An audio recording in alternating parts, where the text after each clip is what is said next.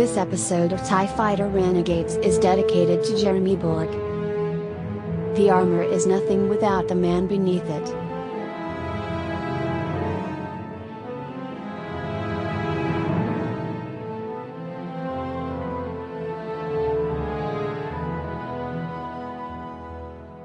It's TIE Fighter Renegades, a Star Wars podcast. Ooh, the man of tomorrow is here, and it is time for a little TIE Fighter Renegades, as we are wont to do. And when I say we, that means me and the man Robin Freebeard. Robin, man, welcome back to TIE Fighter Renegades. Yeah, this is the way. Yeah. Ooh. Oh, is it? And, I know it's really, this is a quick turnaround because, I mean, we had just released our latest episode a couple weeks ago, but man, we really do have to talk about the Mandalorian. Season 2 has been wrapped up, and there is so much other news that is dropped since then that it's been quite a barrage. Yeah. I mean, boy, if anyone was ever wondered whether or not we could do TIE Fighter Renegades for the next decade, let me assure you, there's going to be plenty of content to talk about, even if we just talked about Star Wars. Even though we do like to broaden our scope often enough on this show, and we certainly have some broader scope subjects to get into in this episode as well. But I guess we'll open it up, get a little myopic on, unfortunately. Well, I don't want to call it celebrated, but we remembered David Prowse in the last episode, who had recently passed due to COVID. And interestingly, a day before the season finale of season 2 of The Mandalorian dropped, which, of course, Boba Fett is all over the place, Jeremy Bulloch passed away, who, for those that don't remember him, he's the original guy that played Boba Fett. He did the voice too as well, correct, Rob? I mean, he was in the suit and the voice. Yeah, up until they took him out after the prequels and they re-edited the original trilogy. Right, and because then they put in Tamara Morrison. Tamara Morrison, yeah. Then they put in Tamara's voice. And I mean, even though still, like the guy in the suit that you're seeing in Empire Strikes Back and Return of the Jedi, and I could be wrong. I thought that they might have put him in because they added Boba Fett to A New Hope with the special edition in 97. But I'm not sure. He doesn't say anything, but I'm not sure if the guy in the suit walking by in the newly reinserted Jabba scene was actually Jeremy Bulloch. But I do know Jeremy Bulloch did have a cameo role in episode 3. He was there. Was it Captain Colton or something like that? That he was in that. So he did get to appear. Go ahead. He was part of the special editions too, because when they added scenes to the Jabba Palace scene, and Boba Fett's flirting with the dancers, I believe that was Jeremy Bulloch as well. Right, where he kind of touches the chin of one of Jabba's dancers. Yeah. Right. Yeah. So, he's certainly still a part of Star Wars. He wasn't entirely erased from it in any way. But certainly, his voice isn't there the same way that it used to be. Admittedly, me personally, I do still, usually when I think of Boba Fett's voice, and maybe this will change over time and for reasons that we will discuss in an upcoming or a story that we're going to get to in this episode, I still always hear Jeremy Bulloch's voice. Like when he says he's no good to me dead, I don't hear Morrison. I hear Jeremy Bulloch whenever I think of that line. Yeah. Same how about here. you? Yeah, absolutely. And I mean, a lot of that probably has to do with the fact that I haven't watched the re-edited versions of Star Wars in really a long time. I haven't even seen the new ones that they did. You mean the Blu-rays? Yeah, no, I haven't seen the Blu-rays. I haven't seen the Disney Plus version. With McConkie added in. Yeah, I still watch the despecialized editions whenever I feel like watching the OT. Yeah, I'll admit. I mean, I can't say that I've watched the Blu-ray versions or the Disney Plus versions, which, as far as I know, the only major addition to the Disney Plus versions is the the adding in of McClunky by Greedo, Right. in A New Hope. I mean, I've watched the Blu-ray versions a lot, but because I'm a Blu-ray guy, but I definitely haven't watched them as much as I watch like the VHS versions, or be it the special editions or like the last edition that came out in '96. Those would rank as the ones I've watched the most. So sure, I can hear that. And yeah, I mean, I'm a Blu-ray guy too, but I didn't buy the Star Wars Blu-rays on purpose because the one thing that as a visual artist sort of person that ticked me off is the quote color correction that they did on the Blu-rays. To me, looks just dreadful, and so I'm not going to pay good money for what to me looks like garbage. Yeah, no, I hear that. And as far as like Blu-rays of Star Wars, I actually don't have many because I'm really waiting for like those more, shall we say, majestic sets to come out. I don't. It's very convoluted. I feel right now getting Blu-rays for any aspect of Star Wars, from Clone Wars to Rebels to the movies to whatever. I mean, like it's really a convoluted mess. Right. So I can hear that. Anyway, so Jeremy Bulloch, he did just pass. I didn't realize how active he was. He still, got in quite a bit of work, either voice work, not with Star Wars necessarily, but he was doing the business. I know Mark Hamill did a great post about him saying he was just the consummate English gentleman, very nice guy. Again, I never really followed him that much, even though I loved the character of Boba Fett. I did find it interesting. I mean, I don't know, to be so tied in with that character and for your death to happen, like right as major things are happening around that character. Just odd synchronicity, I suppose. But anything you want to add in on Jeremy Bulloch, Rob? Yeah, no, I mean, I don't have any personal experiences with him, and I didn't really follow him that much either.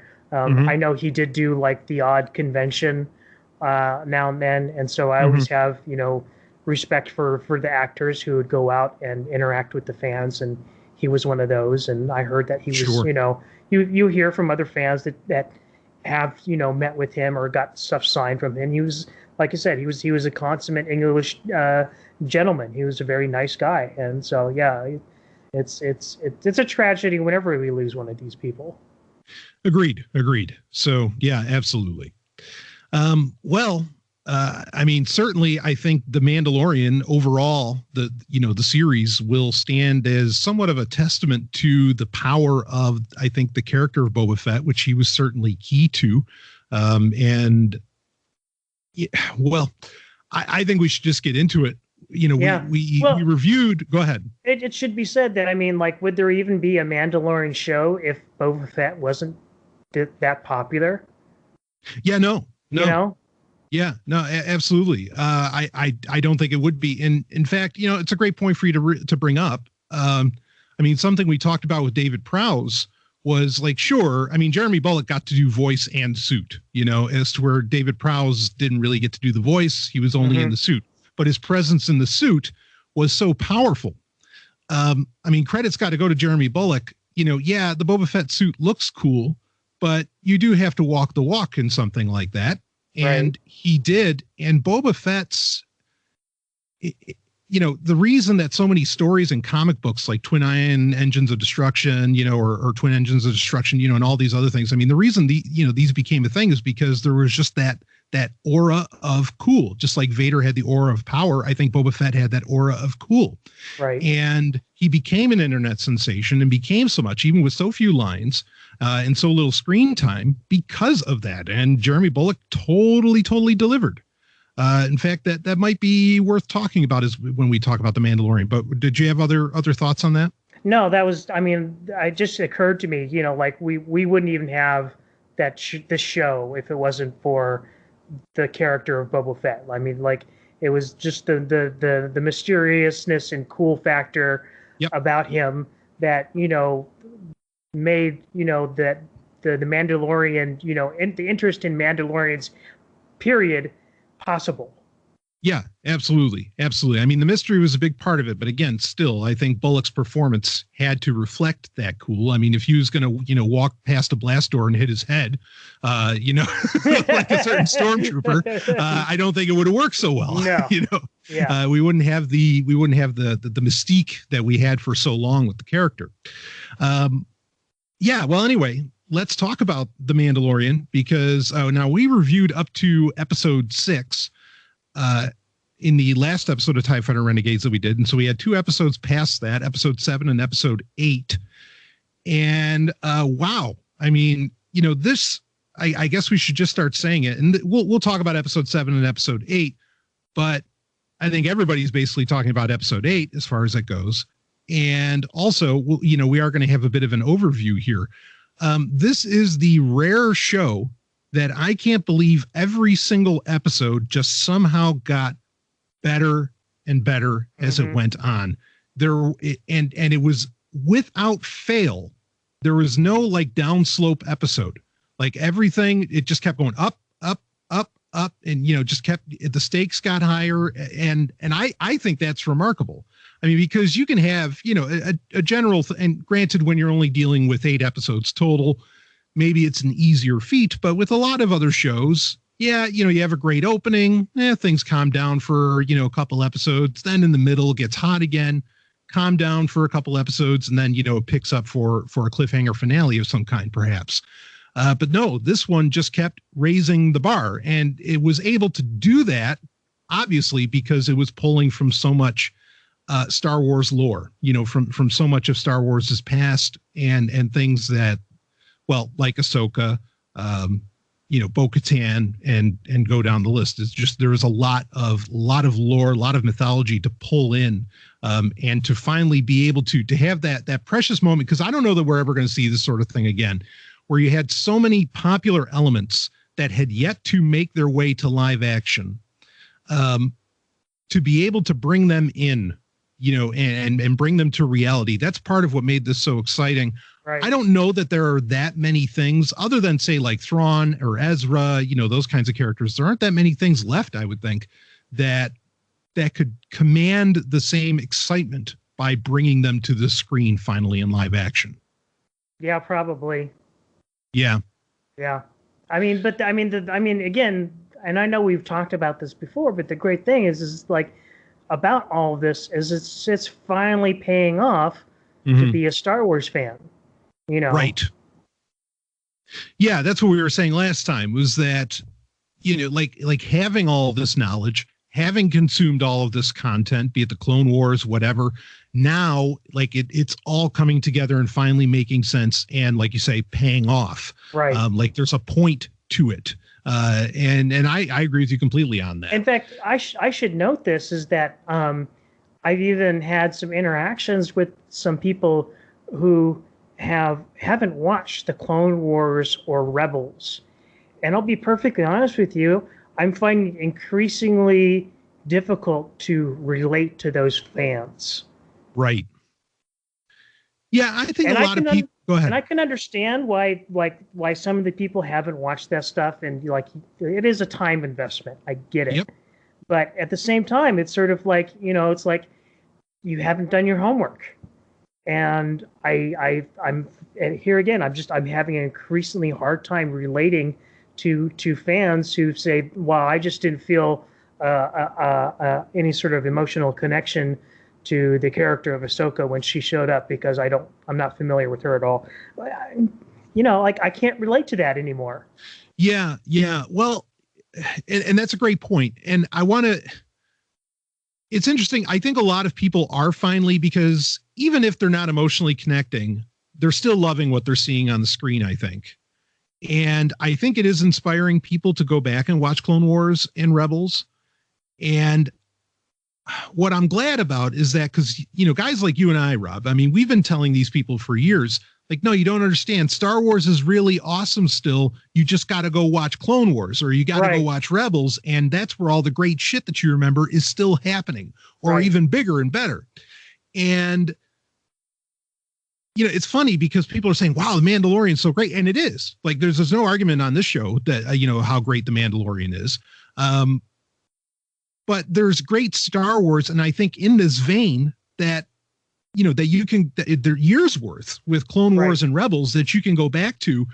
We're just finally getting that level of Star Wars because finally Disney let Filoni do it in live action, right? And so we're getting the payoff. So go ahead. I guess the message that I'm really trying to get down to is it's time people, let go of whatever baggage that if that's what's been holding them back from watching Clone Wars because they didn't like the prequels. It's time to give that up.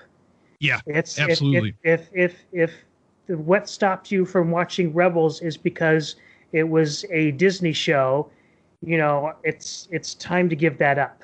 Yes. Yeah, I completely agree with you.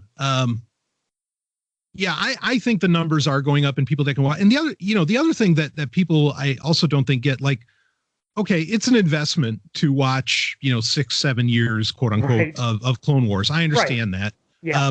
But also you can watch Clone Wars, especially Rebels, not so much, but you could still do it.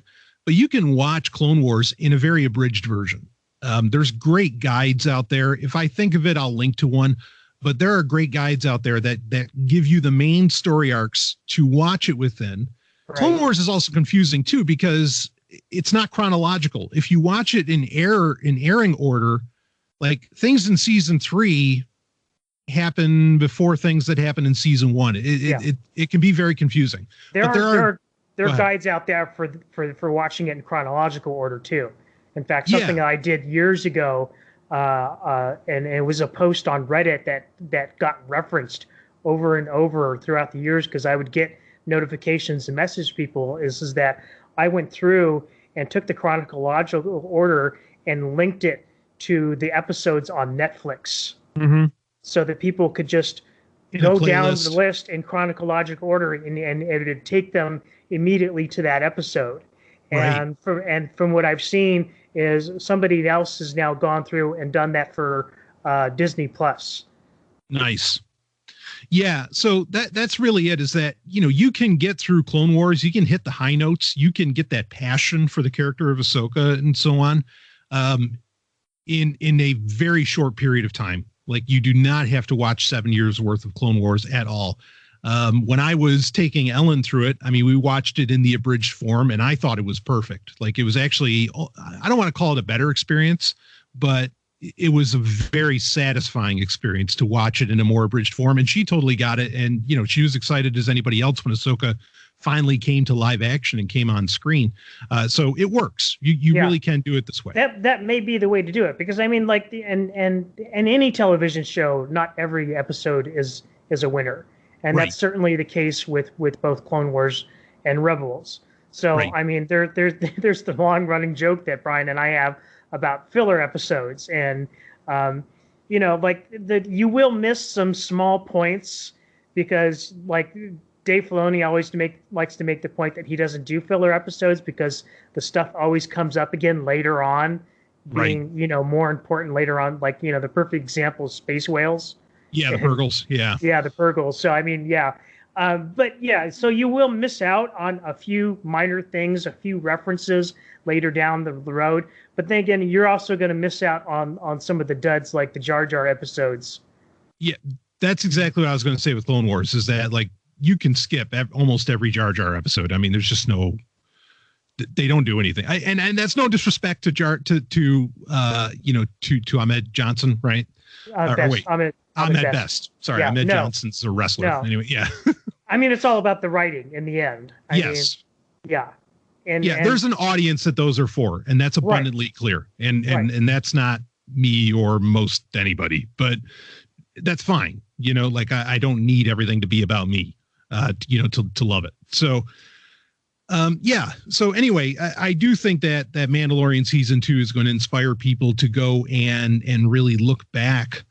I mean, I will say, you know what? Okay. I mean, I know we're talking about the Mandalorian, but side subject, since we ended up talking about Clone Wars and even, Rebels a bit. I don't feel like Clone Wars did Boba Fett any favors, because we get a young Boba Fett in that. But for lack of a better way of putting it, I don't usually like to use these terms, but I'm going to use it here. I mean, he's just a whiny brat. Like, in, Yeah, in Clone but Wars. I mean, you could say the same about Anakin, in episode 1. Yeah, but you needed to see him as a kid for him to be really innocent, to understand just how far down the dark hole he went. Like I think that makes sense. But I kind of feel like none of that did Boba Fett any favors. That's my opinion on it. Yeah, but then again, I mean, to me, Boba Fett was never really the. I mean, I guess you could say he was the focus of some of those episodes, but it always seemed to be more about the bounty hunters surrounding him. Yeah, and yeah. I think introducing those characters and getting to know those characters is important. I mean, you could definitely see how what's her name? I'm blanking. The tall white with the long fingers. Oh, not Zam Weasel, because that's the shapeshifter. Right. Aura Singh. Right? You could see like how like the kind of impact Aura Singh had on, Boba Fett in his former years, and the same thing with Cad Bane. You know, all these people, all these bounty hunters had an influence on who would become, Boba Fett. Yeah. Yeah, I think that I think you're right about that you can see like where all those elements kind of come together. It's like, how does somebody become this amazing bounty hunter, in this hardened character? And you did get to see that, but he just, I don't know. I feel like they could have played it off a little bit differently. I mean, I'll say this for Mandalorian season 2, what little Jango Fett is talked about, his legend only grows, in my opinion, with this. I mean, like you walk away from season 2 of Mandalorian thinking, wow, Jango Fett was a badass. Even though all we saw him when was in episode 2, he was a fucking badass. And that's amazing when you can pull that off with just a few lines and, more or less with just like the son of that character, so I almost feel like you get more of that, more so than even Boba Fett getting highlighted as great of a character ultimately, minus what I think about in the Clone Wars, ultimately that he is. So, okay. And it was nice that the Mandalorian finally confirmed for us that Jango Fett was a true Mandalorian. Right. Yeah. Yeah, absolutely. Everything that, I mean, again, and I know we talked about this last time, because in episode 7 and 8 of season 2, did this even more, like the building up of basically a third faction in the Star Wars universe, outside of Rebel and Empire, to have the Mandalorians is just the smartest thing that they could have done, because there's no rules. There's very little on the line because you're crafting a subculture as you go. And that's a rare thing you get to do in life or in fiction. And I mean, they've taken it and run with it. It does lead me to, so I mean, I guess we can talk a little bit about episode 7 and 8. We've been hitting a bit of an overview of season 2 overall, but so Din does end up getting the Darksaber from Moff Gideon. There is a apparent power struggle that is probably going to get resolved in season 3 of The Mandalorian, which we do know is going to happen. Where he just wants to hand it over to Bo-Katan, right? Because that's all she's interested in, is just she wants, the Darksaber so that she can rule Mandalore. Now, I mean, we know how all that works. If you've watched Clone Wars or Rebels, you understand the whole politics behind that. And it's a very funny moment when he's like, all right, fine, here, I yield. It's yours. Take it, Right. It was really well done. It's confusing. She says she can't just take it. She has to win it by combat, more or less.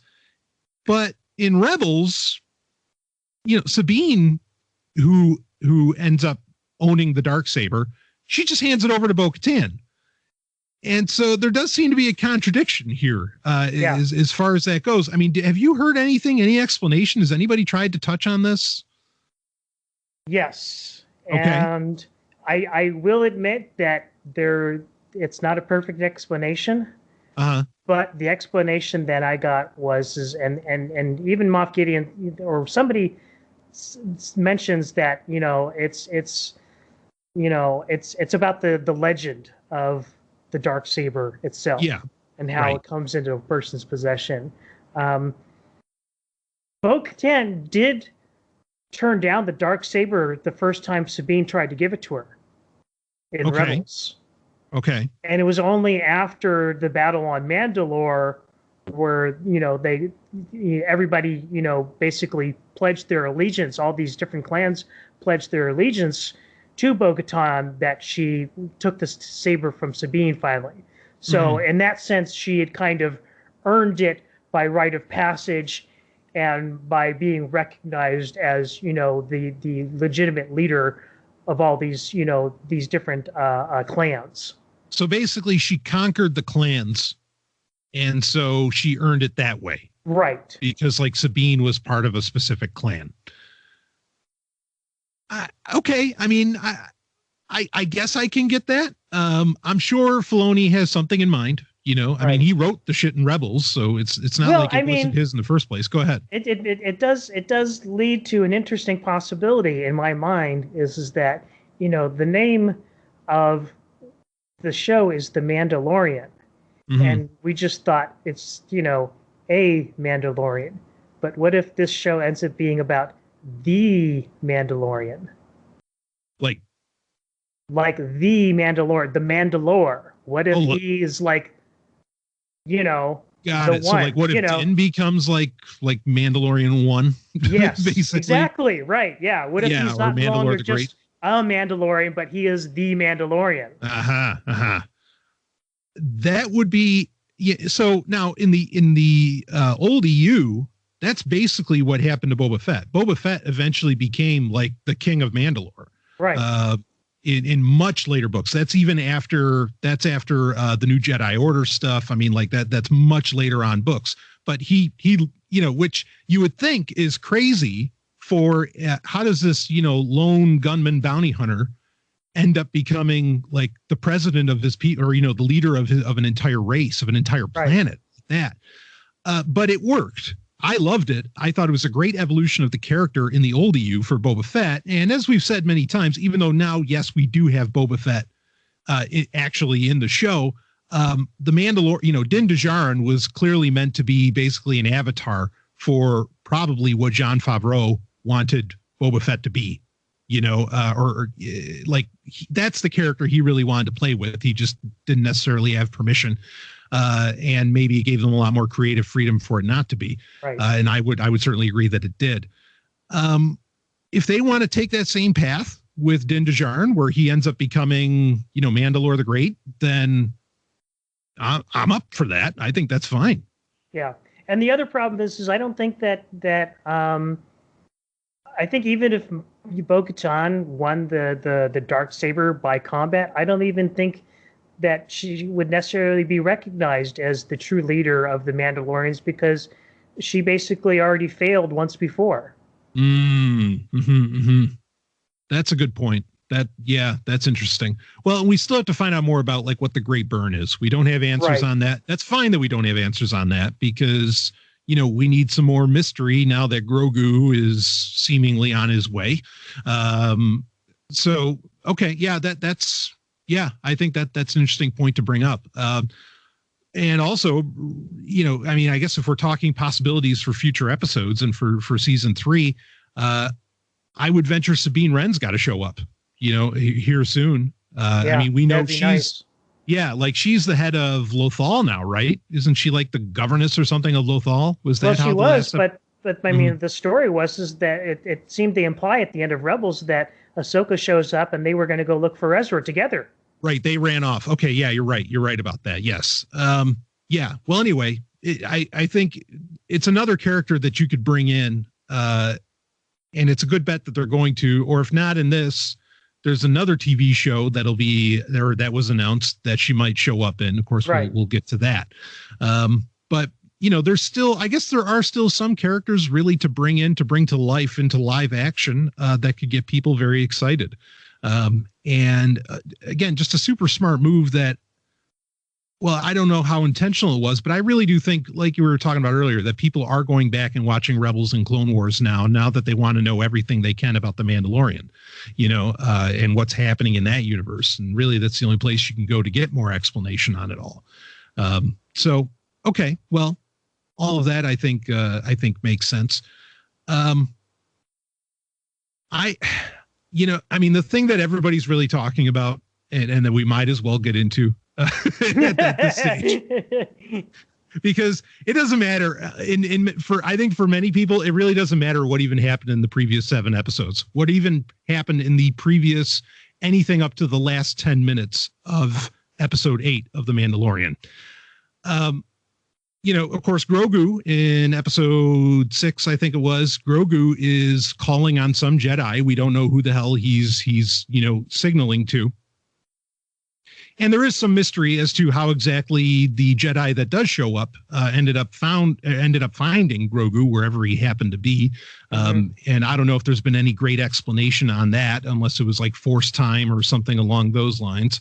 I mean, the less that's thought about, the better. Yeah, I was going to say, how much does that really matter?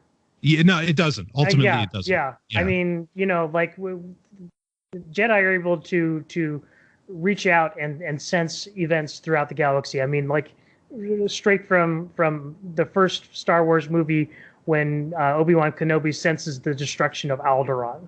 You know, there's the Force works galactically. So to me, it's not a huge issue how Luke finds Grogu. Obviously, a connection was made because even Grogu felt the connection to Luke when he showed up because he's putting his hand on the monitor. Right. He feels that, okay, here it is. Here's my home. Yeah, right. Here's the one I've been, calling to. Yeah.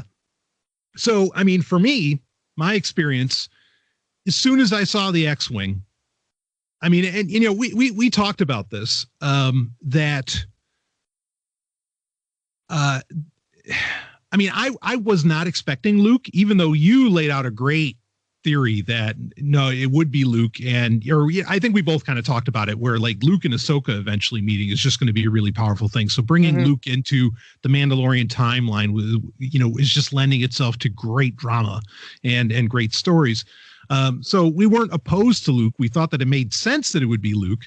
I was still very up in the air. I mean, and that it could have been Ezra. We talked about Ezra too, Yep, so I mean, Cal that Kestis. was right. I mean, you can make arguments for a lot of them. Hell, I even saw stories, and they're dead wrong, but whatever, stories about Mace Windu coming back at this point, and I was like, no, that's just that takes too long to explain. Like you can't just do that. Even though we might talk about that a little bit later. This episode. Oddly enough. Ironically. So anyway, as soon as I saw the X-Wing, like I grabbed Ellen's hand because I knew exactly what was happening. We were watching it together, and I just knew it was going to be Luke. There's no other. It wouldn't have made sense to have Ezra show up in an X-Wing. There's no other answer that would have made sense. As soon as you saw the X-Wing, you should instantly know, because I mean the only other person you could attach that starship to would be Wedge Antilles, and that just wouldn't have made any damn sense. There was, and I mean, you stop breathing, and you see the black cloak, and you're still not breathing in the lightsaber ignites, and it's on. And I think I cried because. And I want to hear your experience of it too, Rob, but I just want to say this, and we've said this many, many, many times on TIE Fighter Renegades. All J.J. Abrams and Rian Johnson had to do was give us the green lightsaber igniting and Luke kicking some ass. And that's all those movies ever had to do, and people would have walked out of them and they would have been talking about them for the next 50 years, and they didn't do it. But they're going to talk about the season 2 finale for the next 50 years because it's exactly what they did. And the reaction from everybody on the internet, just about everybody with few exceptions, was fucking amazing. That was awesome. And it just proved that we were absolutely right, that's all you had to do. And you're going to make everybody happy because the legend of Luke Skywalker is that goddamn strong, and they did it. And it was a phenomenal moment, absolutely phenomenal moment. But I mean, how about you? What was your experience when it clicked? I mean, to quote shout out Mapes from Dune, when one has lived with prophecy for so long, the moment of revelation is a shock. I love it. Yes. Yeah. I just, like the whole time, when I see the X-wing land, I'm like going, is it him? Is it really him? Like, and it wasn't until there's a specific shot where Luke holds out his hand to force push a dark trooper, and you see the black glove. Yes. And it's like, oh my God, it's really, really him. Yeah. Yeah. Then there's absolutely no doubt at that. Yeah. And it was just, like I said, it was just it was, as much as we had talked about it being a possibility, you're in a state of disbelief. Yes. Yeah, there it is. I mean, because we hadn't seen that since 1983, not in live action. No. So for nearly 40 years later, for a lot of people, for that to finally happen, that is a literal once in a lifetime moment. Because you can the emotional impact. The overall impact of that can only happen when you've had 40 years to wait, for it to occur. Well, not only that, is when you had, those 20 some odd years of novels, comic books that were all, basically telling the legend of what Luke Skywalker, the Jedi Master, would become at his height. Right. And to finally see that appear in real life it's a once in a lifetime moment. We've lived the legends of this moment. Like I said, that when we've lived with the prophecy of this moment for so long, Yeah, I mean, and I knew whenever it would happen, and we could say it was a no-brainer, but I mean, the way that they fucked up Luke. Previously, or Disney fucked up Luke previously, I don't know how much of a no-brainer it was, but before then, I mean, I could even when they recently re-released Jedi Academy, when they released it on the Nintendo Switch, the game, because Luke is heavily in that. And I still remember the chills when I first played Jedi Academy 20 years ago, but also at that point, the chills of seeing Luke Skywalker basically at full strength. Even in a video game was amazing, and you felt it. Go ahead. And just as a side note, to mention another character that could generate a lot of excitement if they were to bring him back, Kyle Katarn. Yes. Yeah, absolutely. Yeah, that's an ace. I mean, as well as Mara Jade, frankly. Yeah.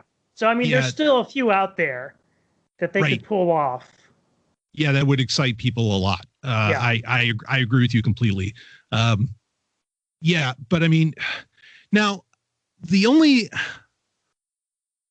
so I listened back to the soundtrack for season 2, or the volume 2, which covered this episode of the soundtrack for The Mandalorian, and listening back to the music for that scene, I did hear more of the Luke Skywalker theme notes basically in it. I did not hear them so much. Not that I have a great sound system or anything, but I mean, I have a subwoofer, it's not shit. When I first saw it, I felt like the music was very understated. Yes. And it was really a moment that could have that I think it would have been well served with some real John Williams bombast. They toned it down a bit. And they really should have turned it up. Yes, that's my only, and again, that's a nitpick because I mean, again, I'm in tears. You can't complain about that, watching it. Yeah. And there are other nitpicks, but believe me, folks, we understand that the face wasn't perfect, and sure. Yeah, no, I hear what? that. I mean, that it to me, that it didn't detract enough from that sequence where I really cared. And I understand if some people do care, but I don't. Yeah. So I felt like the music could have been a little bit different. The de-aging thing, I do want to talk about that. There were some criticisms about that. just like the lack of like exact music that I wanted for the moment, because I was wanting a Return of the Jedi moment, you know? Right. And we got just like 90% of it. Yes. Yeah. And just, but just like you said, it doesn't matter how bad that face looked. Nothing could ruin that, you know, because the action, the motions, all of that were totally right. Yeah, I would have loved for him to say more too, you know, like that would have been great. But yeah, I had no problem with the de-aging technology. I mean, I'm the same guy when this was kind of first done with Tron Legacy. I thought it was brilliant in 2010. Like I had no complaints. I don't care how fake it looked on Jeff Bridges. It was awesome. Like because it told the story. Right. You know, it got the point across, and it did its best to make this as relevant a sequel as it could be to a film from, you know, 1982 or whatever. Yeah. Or 1984. Go ahead. And I won't argue that it could have been done better with technology we have now. I mean, like, people have already gone back and done you know, a deep fake training AI with both Jeff Bridges and, you know, Tarkin from Rogue One. Right. And even Solo, and they look phenomenal. They do. But the thing is I don't think people realize is that is not an instantaneous process. Yeah. And no. I know that there's a deep fake of Mark Hamill with that Luke scene in The Mandalorian already out on YouTube. But I guarantee you that whoever did that had probably been training his AI with Mark Hamill's face for a very long time ahead of even knowing that, you know, Luke was going to be making an appearance. Yeah. I mean, and something we do know that multiple studios have been dealing with is that during, you know, COVID-19, some effect shots are getting finished by computers at home, you know, by the special effects artists. Right. And I'll say this, there's times where I feel like, yeah, sure, they kind of skimped out, but this is one where, don't let a pandemic stop Luke Skywalker. No. You know, I don't care if the face doesn't look perfect. If it's got to be finished at home and if it's a little bit of Photoshop work, but it gets the point across, I'm happy with that. Don't delay this. So that's okay. Like I can be understanding of that in this case. So yeah, I agree with you. I don't think people realize the amount of challenge involved, you know, with that and the time that it takes and all of this. It's not even that deep fake technology is really even that challenging or difficult to use. It's just a very time intensive process. I'm talking about literally weeks, if not months, of training the AI to make it look really, really good. Yeah. And I know some people, I guess maybe there might have been somewhat of a vocal majority saying, why didn't they just put Sebastian Stan in there? I think you would have, to do what they needed to do, which is, and I think Filoni personally, my personal opinion, I think he felt like I need to fix Luke Skywalker for the fans. And to do that, I think if you put Sebastian Stan in there, I don't think it would have had the same effect. No. That's fine if they want to put him in later. You know, in fact, hell, in season 3, if Luke Skywalker comes back, go ahead, put in a new actor if you want. But the first time back, you needed that Luke Skywalker is getting fixed moment. Yes. And it had to be Mark Hamill. I was just going to say, it had to be Mark Hamill's voice. Yeah. Which they did. And that was the total shock. You know, I mean, Mark essentially misled all of us because he had said multiple times that his Star Wars acting days were done and over with. And I don't think he was being insincere when he said that the first time. I honestly believe that, you know, Dave Filoni convinced him to come back. Well, you said that instance. You said this. You yourself said this in the last episode. You said, I bet that Dave Filoni could convince, you know, Mark Hamill to come back. He's the one person that I think they could do it, and he did, obviously. Yeah.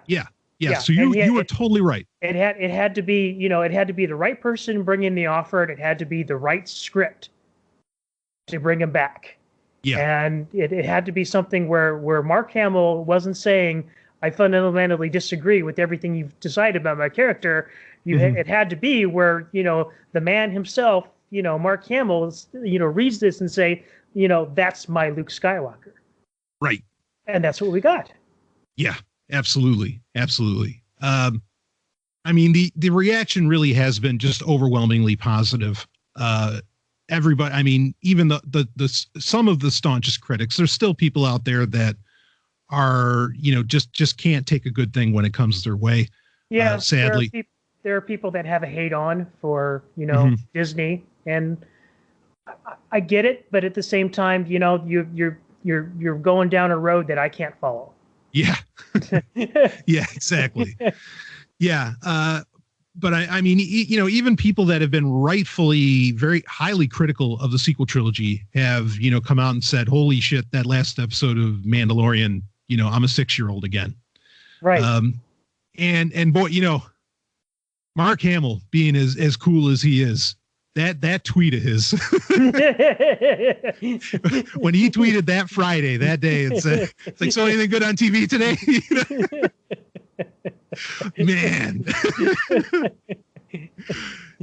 Again, like that's I always talk about I always I hate it when we talk, or I always fear the future where people talk about tweets as if like somehow it was an epic event that they had done. But no, that's a tweet that had basically 40 years of history behind it. That's one worth talking about. and you can only do when it's been that much time between. Unbelievable. Yeah. So that was just an amazing moment. I really, again, I know we have nitpicks, or we can make nitpicks about it, but it did what it needed to do. That last 10 minutes literally saved Star Wars, not just for me, but I think a lot of people. It felt right in all the ways that it needed to. Yeah. Yeah, absolutely. Absolutely. I mean, how do you feel about, basically it seems like we're going to get season 3 without Grogu. I mean, do you think the show's going to do all right? What are your... No, I think I already gave my thoughts on that. Yeah. Well, there's, I think we're going to get more about Mandalorians, and I think that's what the show needs to be. I think one of the criticisms that I've heard that I somewhat, sympathize with is that Din Djarin just isn't a very interesting character yet. Because all the concentration's been on the child. Right. And the child's thing is just being cute, which, I get it.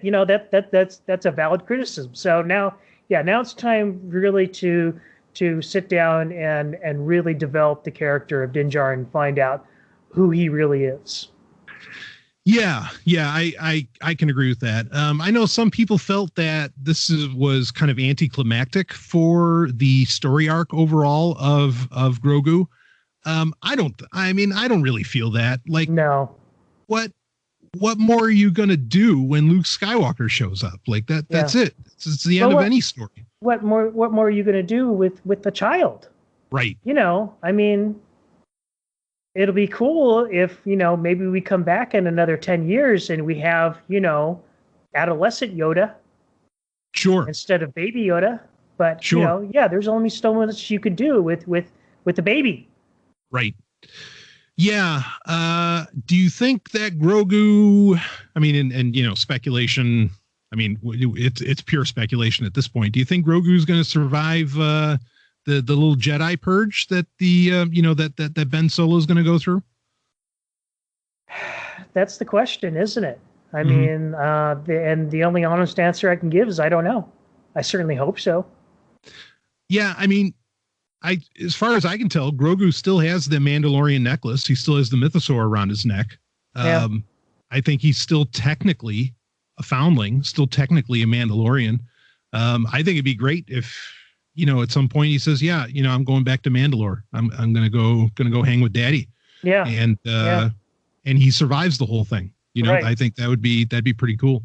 Yeah. Yeah.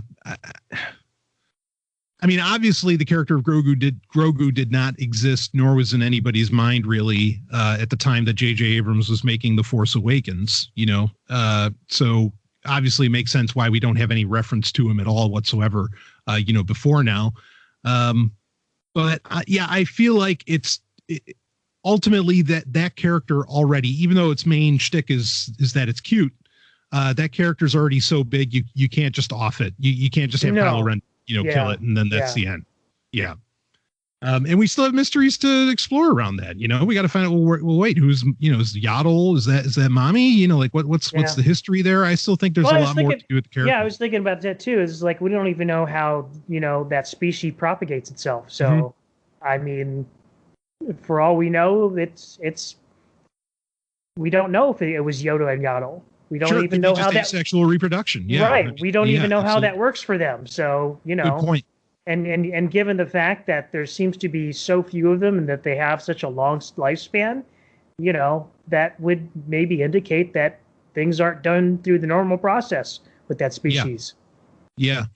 No, I think that's a fair point. Well, I think we still have a ton to look forward to with The Mandalorian. I mean, it's really like that was an awesome ending and very reminiscent of basically like season 2 of Rebels, where you just had one of the most amazing moments in the finale, of course, between Vader and Ahsoka. Right. In that case, it's one of those where it's a highlight, but just like Rebels went on with season 3 and 4 to do some of its best work or become like the show it was very much meant to be at that point.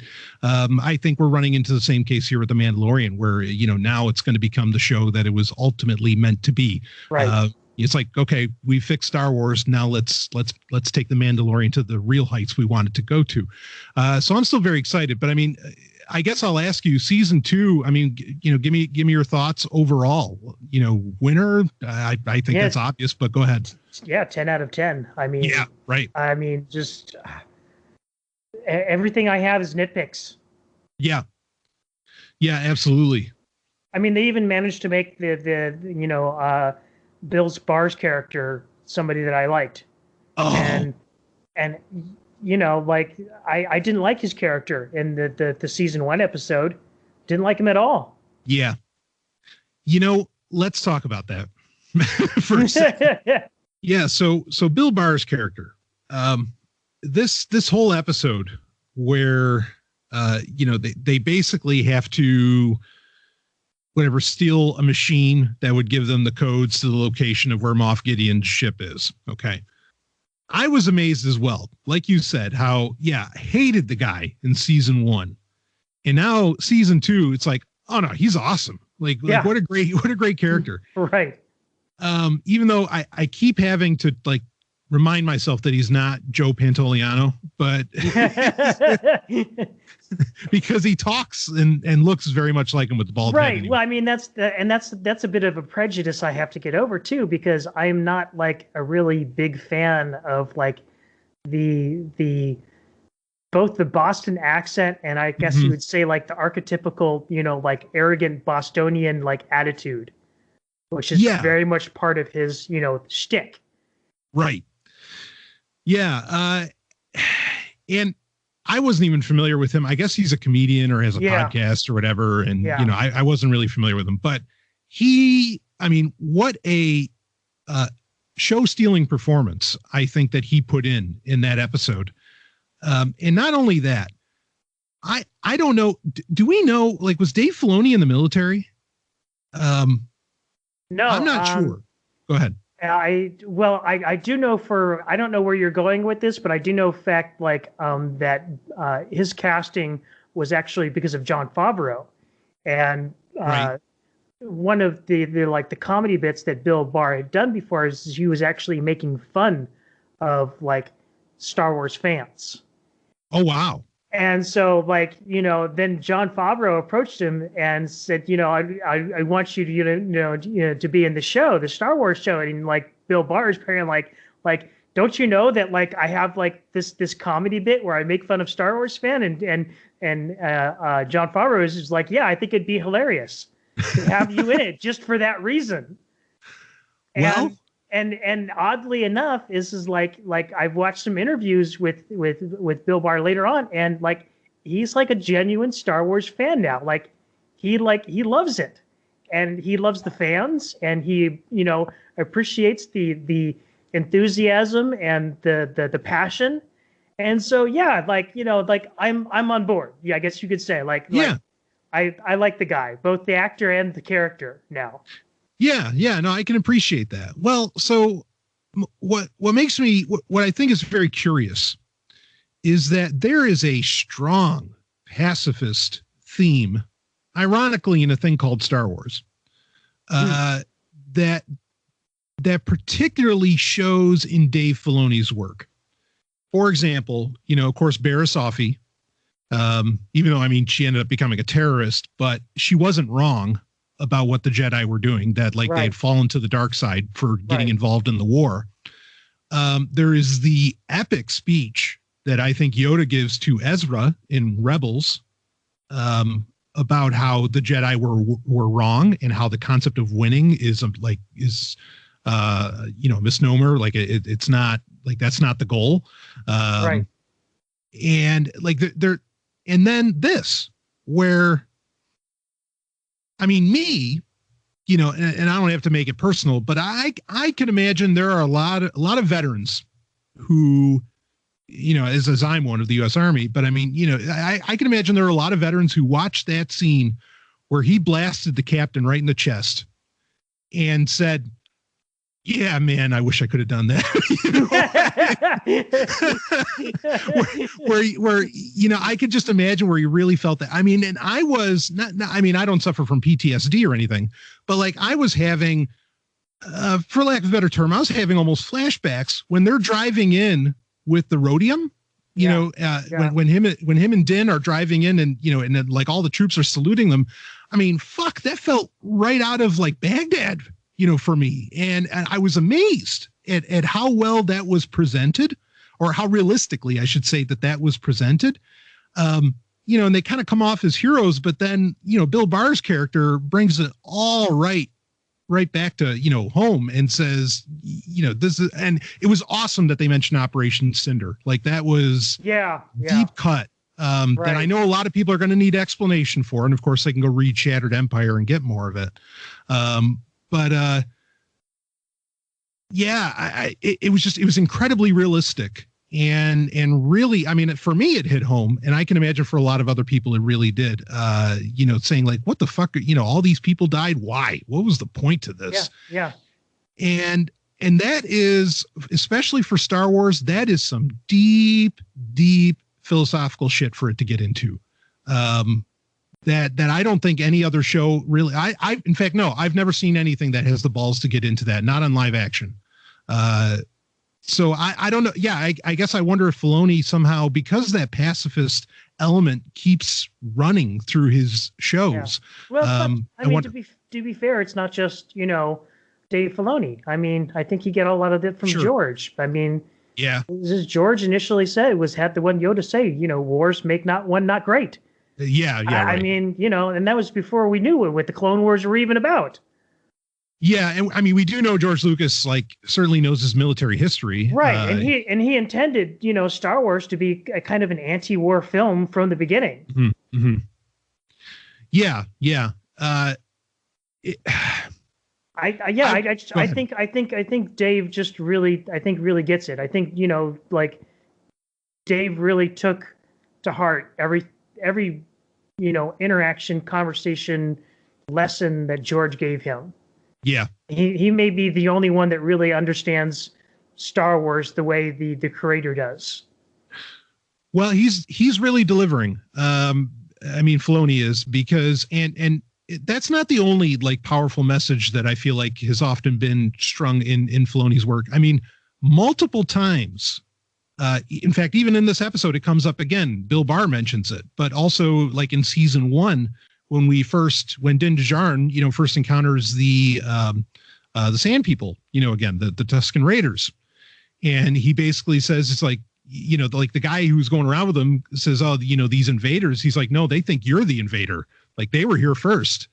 And just this message of, respect really for, shall we say, indigenous peoples. And you know what? I feel like a complete ass. I've been fucking up his name this whole time. It's Bill Burr. Bill Burr, right? Yeah. Okay. Bill Barr is the yeah. That's fine. Yeah. He ripped on us. We got to rip on him for a few minutes. Yeah.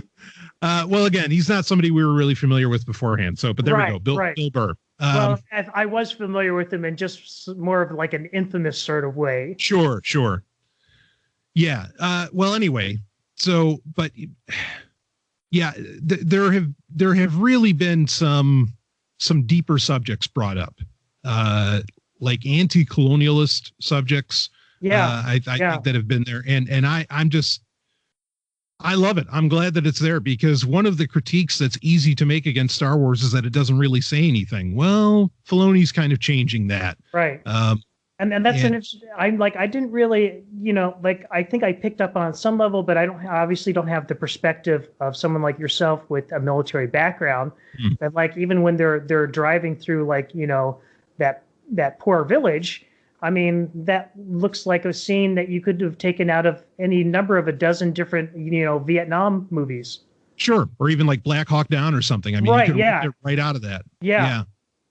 And it's like the irony is so thick, because again, like they're getting saluted as heroes as they drive into the Imperial Depot. And it's like, yeah, but you're the bad, like they're saluting over like this stupid resource, and then what's the point to all this? And it just, I mean, these are all thoughts that have gone through my head on things, and just to see it in any fiction is mind blowing to me, because science fiction or even fantasy overall has a real problem with many times with military glorification, and even Star Trek falls prey to this, and it was just remarkable to see this kind of messaging in it. So I got to give season 2 massive props for that episode alone. There's a lot more there than I think people realize. And the one thing that I'll give, that you and I both give The Last Jedi props for was the character of DJ, which did, served a very similar function. And, just unfortunately, they threw it all away in the end. Yeah, it became, like the message was good there. I agree with you. Yeah, like the message of don't join, like that. Right. That was awesome. Right. And that both sides are basically the same, which is like, like same thing that Bill Burr's character was talking about, while they're doing their drive-through, like this week it's this guy, next week it's this guy. Right. Yeah, exactly. Yeah, it is. It is. It's a war's a racket. It's a bunch of bullshit, like. Yeah, and again, that's a rare message in my opinion, and I'm just amazed that it's in something as quote unquote simple as Star Wars. That's really mind blowing to me. And boy, real quick, just to mention another cool moment when Din Djarin is contacting Moff Gideon at the end of that episode, in the hologram, and basically quotes back everything that he said that Moff Gideon said to him at the end of season 1. That was perfect. I mean, that was like a Liam Neeson Taken moment. That was so cool. There was something else I have to bring up about that particular moment too, where they do the shot of Gideon's ship. You get a close-up shot. That's a real model. That is not CGI. Oh no shit. No, I didn't know that. Yeah, because there are slight if you stop it and really look at it, there are these, unless they CG modeled like the sort of like slight imperfections and lines that aren't like completely perpendicular or parallel, like you see on an actual like real model, unless they did that in 3D, that's an actual physical model. That's amazing. Wow, bravo! I love it. Yeah. Actually, I'll bring up something else there too. Speaking of Moff Gideon's ship, people are, and speculate responsibly, but people are raising questions about the female like lieutenant commander or whatever that is under Moff Gideon, that seems to get an inordinate amount of camera time, but you never hear her name. There's people suggesting that might be Sabine, and when you look at her, there's a look. I'm just bringing it up. That maybe she kind of injected herself. Because if she's on the search for Ezra, or for Thrawn and Ezra anyway, kind of like Ahsoka was at the end of Rebels. Sabine's on that, mission as well. Ahsoka thought Gideon was the key to this, or at least that was kind of the idea. The only reason go ahead. The only reason I'm going to shoot that down is you think she would have like revealed herself when Bo-Katan shows up. Yeah. Yeah, that's fair. Or you think Bo-Katan might have like recognized her. I don't know. Right. Yeah. Interesting thought. I mean, I'm just tossing it out there that people are, that's a buzz that's going around, but who knows? Yeah. I mean, I'll say season 2, I agree with you. 10 out of 10. I wouldn't really change a thing. Everything I think, just delivered, landed. You got one of the best endings for a TV series in history, frankly. Remarkable. And we'll talk about this because it leads into our next story. We got a after credits scene or during the credits scene, which included Boba Fett and Fennec, right? Mm-hmm. Ming-Na's character there, taking out Bib Fortuna. Yeah. And which was really cool. How did he survive? I know, right? Yeah. But I thought that was fantastic. It was like, that's Bib Fortuna. Yeah. And I don't know if you noticed this, but the staff that Bib Fortuna has, which we've never seen in live action before. Mm-hmm. But was that what the action figure had? Yes. I had the action figure. Yeah. Yeah. Okay. So did I. Yeah, and right. Somebody pointed that out. I'm like, holy shit, you're not kidding. Like somebody was really paying attention. Yeah, that's cool. That's a deep cut too. I mean, that really goes back to 1985. Yeah, that was a nice touch. And now, so that whole thing ended with the, announcement on the screen saying, coming in December 2021, the Book of Boba Fett. Yeah. So and there was some initially confusion about it, whether or not, the Book of Boba Fett was going to be the Mandalorian season 3, or if it was this whole separate thing. But we have finally gotten confirmation from Jon Favreau, the man himself, that it is going to be its own separate show that airs alongside season 3 of The Mandalorian. Yeah. So this is interesting because I feel like maybe they're going to. This is leading to that underworld universe that Star Wars appeared to have been planning before when they were talking about doing a Jabba the Hutt movie, when they were, going to do more, say, with Darth Maul or with Maul, and so on. That sort of Solo was leading towards, right. I mean, how do you feel about that? Go ahead. If you recall, we were supposed to get a Boba Fett movie that was being directed by Josh Trank. Yes. And, right. And that was a huge lost opportunity, in my opinion, as was the canceling of the game Star Wars 1313. Right. Because that was also supposed to tell the story of a young adult Boba Fett. Right. Yeah. So I can, we could speculate what the show is going to be about. It would appear Boba Fett's going to take over the underworld. I mean, it looks like it's exactly what he did, just by killing Bib Fortuna himself. But I mean, I could imagine there might be a lot of flashbacks. I hope so. I certainly It's easy enough to do because Morrison sounds great still. He still sounds like a clone trooper. And so, all you got to do is have a guy in the armor, that's not, Morrison, playing Boba Fett, and he can just do the voice, and, you could explore the whole history of Boba Fett. Right. Yeah.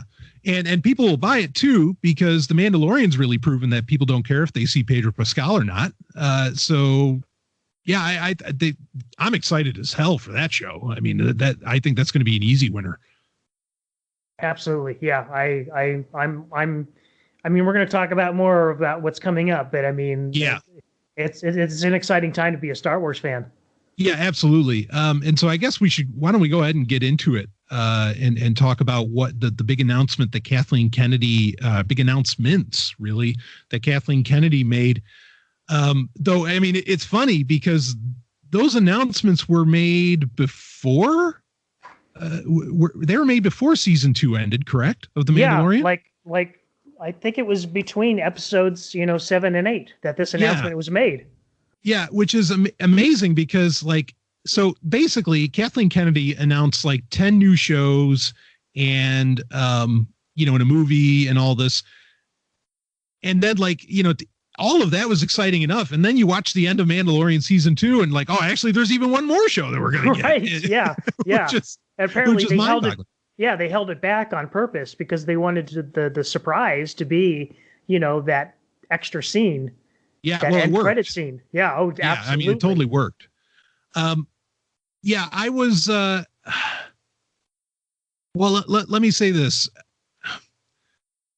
As much as I don't care for any of these streaming services, really fuck these streaming services. And we're going to talk about that too. We'll get into that. Disney Plus, just like, we were talking so much about HBO Max and, like their big plans and what they're doing and everything. Disney Plus basically just owned every single fucking streaming service on the planet. I mean, why? I don't even know why anybody else should bother doing TV. I mean, and that's not just, I don't like Marvel, but like, cause they made a ton of Marvel announcements too, right? And Star Wars and Marvel are really, at parallel in popularity. I think that's fair to say.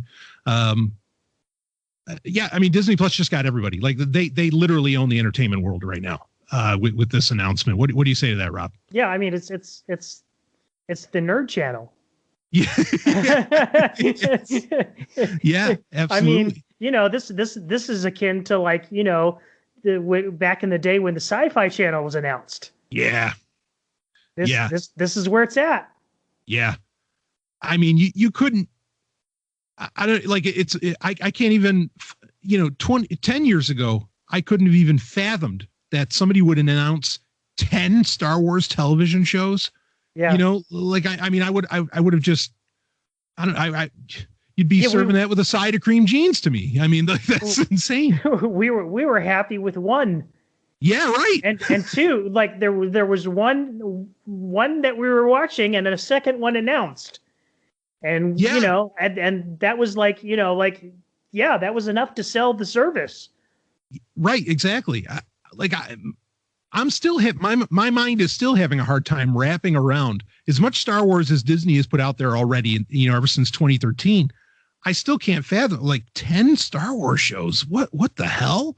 And to just like, I mean, that was an atomic bomb dropping that, and it was totally pure strategy for, on Disney's part, because like they must have been holding on to this. And the fact that they were able, like this, nobody leaked any of this. Like some of these shows, we knew about some, we knew about Bad Batch, like some of these things we knew about. Right. But most of these we had no clue.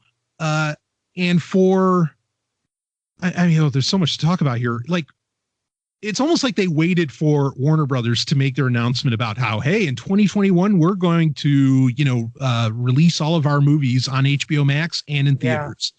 Yeah. They waited for that bomb to drop, and then they just dropped two of their own. I mean, like out of nowhere. Unbelievable. Well, all right, let's talk about what actually got announced. I don't think it's unironic either that, because certainly Warner Brothers / HBO Max's biggest announcement was that, Wonder Woman 84 was going to be dropping on Christmas. Right. Well, then Disney comes in and says, yeah, and the next Star Wars movie is going to be helmed by none other than Patty Jenkins, and it's going to be Star Wars Rogue Squadron. I guess, why don't we just break them down show by show or announcement by announcement, and let's talk about it. How do you feel about this Rogue Squadron movie? What are your thoughts? Fantastic. I mean, I just, granted, I was always more of a fan of the X-Wing games than the Rogue Squadron games. But that's still like, that's a huge part of the Star Wars franchise. Sure. Anybody like just X-Wings in general, it's just such a huge part of the franchise. Yeah, I mean, in the X-Wing novels, the Rogue Squadron, right. Ray Squadron novels, those were huge back in the day. They were, yeah. And, I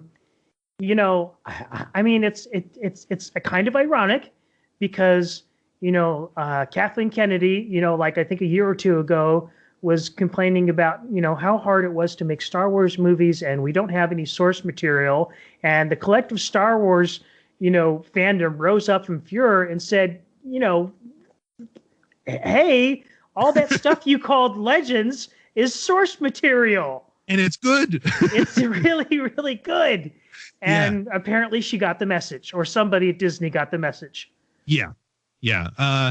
Well, I think Filoni, they're not talking about it, but he's got to be so behind all of these different ideas, and he's got to be over the moon. I mean, yeah.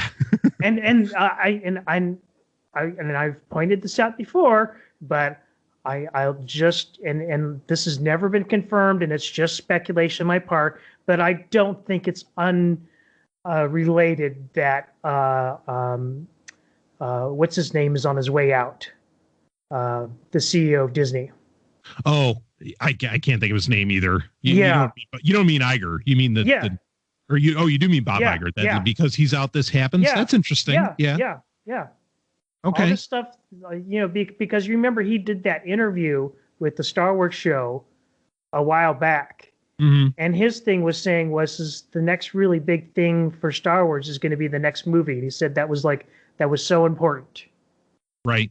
And, now we've got all of this. It seems like Disney's doubling down with the TV shows, and rightly so. Yeah. But this seems like a major strategy change, and I don't think it's unrelated that Bob Iger's out the door. Yeah. I find it very interesting that, so this movie is supposed to come out in 2023. And there's really no reason for it not to, because I mean, if there's lockdowns or anything like that, they'll just put it out on Disney Plus. Right. They really don't have to lose money on this affair. They have Patty Jenkins. Now, the two things that I find really interesting about this, one is that they say it takes place in some future era in the Star Wars galaxy. So that sounds like it's post, Rise of Skywalker. Mm-hmm. And one would argue there's probably not much in the way of Force users here, or at least that's not like a major thrust. Right. With Stackpole's, Michael Stackpole's Rogue Squadron, but X-Wing novels, the Force was also not like a major element at any point, unless Luke Skywalker was showing up more or less in those. And so I think this is a winning idea. You're literally getting past the Rise of Skywalker, and you are steering away from any kind of concerns that people might have over a character like Rey. Right. Where do all these Force powers come from, Right. So yeah, this is just an incredibly smart move. And I think it's the right movie to make. Go ahead. And it also kind of answers some questions, because I mean, the end of Rise of Skywalker definitely left the state of the galaxy in question. In fact, it's been in that state of question ever since The Force Awakens, where basically the New Republic is dead and gone.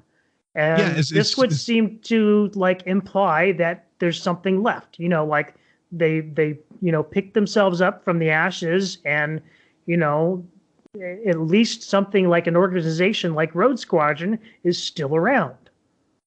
Yeah. Absolutely. I mean, once Hosnian Prime was gone, everything's up for grabs, and it'll be interesting to see. Yeah. I'm curious, more so than what Rogue Squadron is going to take shape as. I'm more interested in what villains we're going to be dealing with here. That's going to be interesting. And there's a part of me that kind of wonders if we're not going to learn more about those villains when we get into the High Republic stories, that maybe it'll be some kind of ancient continuation. I think that'd be their smartest move as far as creating.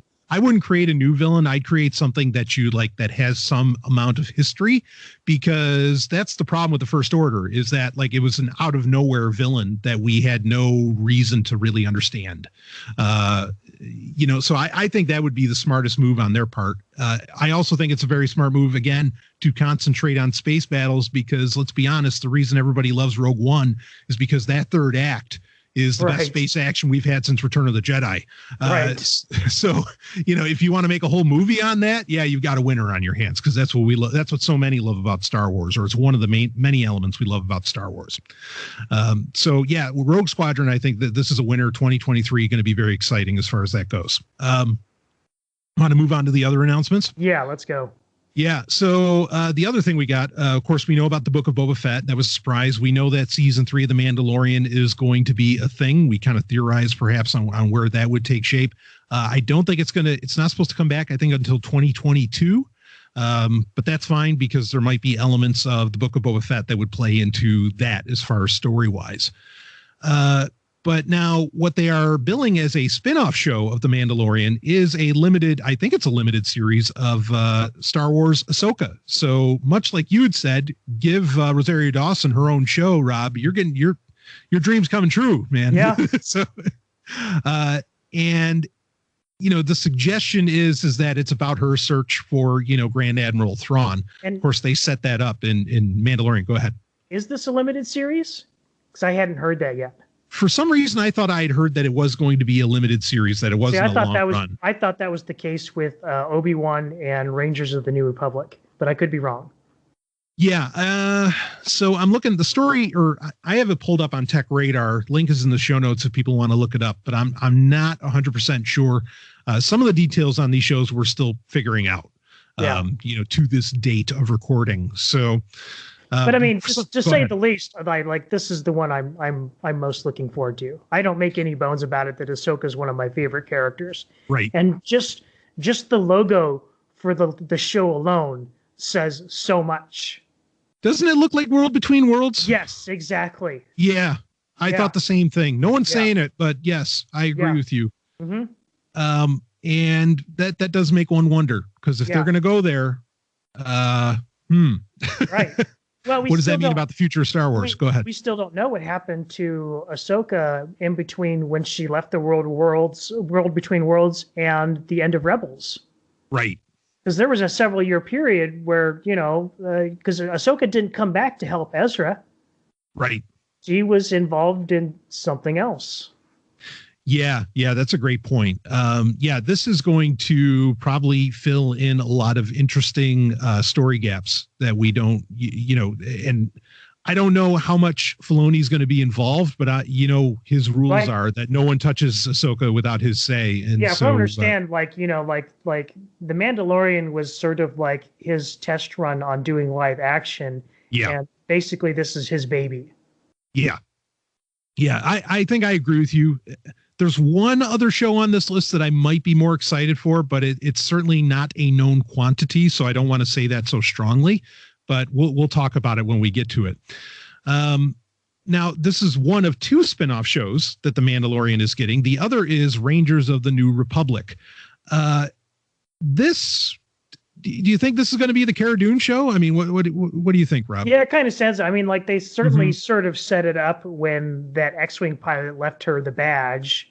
Right. And apparently he's going to be part of the show too, I guess. But well, I'd love to see, like, if they're going to bring in Trapper Wolf. Like, I'm fine with Filoni getting in front of the camera as much as he wants as well. Right. Oh man, I keep thinking about him, like, because he's such a character, in real life. Right. I feel like he is. And like all the adulation and everything going on in Star Wars right now, I just always kind of picture him, kind of like just sitting back and going, I thought it'd be good. I don't know, Yeah. He's so coy. He is. He's hilarious. So anyway, if he wants to be in front of this one, I'm game. I think it's awesome. Yeah, I mean, I don't know. You do have to do something to build up the New Republic more, I think, to give meaning to even what happens in the sequel trilogy. Right.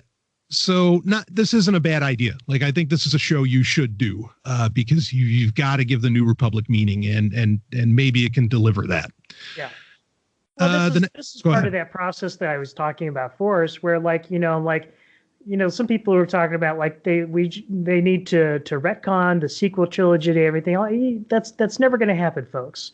The best thing we can hope for is that they're going to pick up the pieces and move on with what they've got, and this is part of that, in my opinion. Yeah, and we talked about this in the last episode of TIE Fighter Renegades too. I mean, they really did, even with the little things they did in The Mandalorian that hinted at, say, like Snoke, with like the clones and everything. Right. they really pulled off where like, okay, no, you just added some color to the sequel trilogy, and now I don't have so much negative connotation. So a lot of you do enough of these little things, and the world can become bigger than the sequel trilogy itself. And then you can kind of accept it a little bit better. Right. I'll tell you, I never see the sequel trilogy getting the like renewed acceptance that the prequel trilogy has gotten as late. I just can't picture that ever happening because the sequel trilogy are just shitty movies. But they certainly, I think what happens in them can be accepted as canon as more builds around it, Right. Want to move on to the next? Yeah. All right. So go ahead. Yeah, no. Okay. So yeah, next show on the list, Obi-Wan. This is one we've been excited for a while. Certainly this is going to be a limited run. Right. But kind of the big news that came out about this is that Hayden Christensen is going to reprise the role of Darth Vader. Right. Which I say, go for it, boy. Like, why not? He did don the suit, even though I think it was in stilts. He did don the suit in episode 3. I remember when they made a big deal about that. Right. I'm just glad this guy's getting work, and what the hell? And if it's going to allow for some flashback scenes, I mean, we saw him. He was at the last celebration, wasn't he, Hayden Christensen? Yes. He didn't look that different. Like he's kind of like a DiCaprio, where I think he's kind of the ageless man. And so what the hell? If we can get some more of him as Anakin, I'm okay with that too. Yeah, same here. Yeah, so this should be, what's her name? Deborah Chow. Yeah, right. So, and she directed some of the best episodes of season 1 of The Mandalorian. Correct. Yeah. I mean, like she actually really knocked it right out of the park. So I expect great things for Obi-Wan as well. I mean, that's another really impressive thing about this announcement is that it is touching on multiple eras within Star Wars, really all of them. It seems that we're getting here. Well, anyway, everybody's talking about that. Well, if Hayden Christensen's coming back as Darth Vader, that means we're going to get more moments between which is something that people had speculated on over the years, that there were previous moments to A New Hope where Vader and Kenobi, met again. And looks like we might get that. We'll see. How do you feel about that, Rob? Do you think that that's kind of insulting to the moments in A New Hope, or do you think it just adds to the mythos? It's too early to say. Sure. Yeah, I'm reserving judgment. Yeah, no, that's fair. That's fair. I mean, we got to see how they execute it, but Deborah Chow's the right hands, I think, for right now. Yeah, no doubt. Yeah. So the next show on the list, of course, is Cassian Andor, which you had mentioned you were very excited about in the last episode that we recorded, Rob. This, of course, is a prequel, more or less, to Rogue One. It's coming along. I'm glad it's still in production. I'm glad that they're on top of it. I think this is another one, though, that's a limited series where it's only 12 episodes. Yeah, I think so too. In fact, they recently released like a what they call it, like a sizzle reel or something. Correct. A lot of it was just kind of like stuff from Rogue One, but they did show some behind the scenes, sort of like they're building the sets and whatnot. And it seems like they're pouring a lot of money into this show. So I mean, like I was excited before. And I would say like some of these new announcements I'm more excited about than Andor, but like this show I don't think is going to be anything to sneeze at. Yeah, no. I mean, it's going to be Rebel Alliance action, which I think a lot of people really want. And so that'll work. I really can't get over because we have a logo now for the show. And I don't know, I just keep seeing Quake, Well,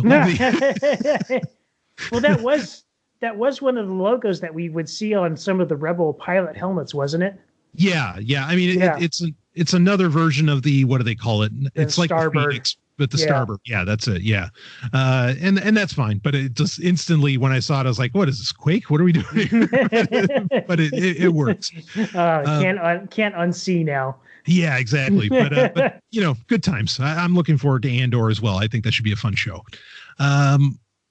So here's now the next one, Star Wars Visions. So let me read the description of this.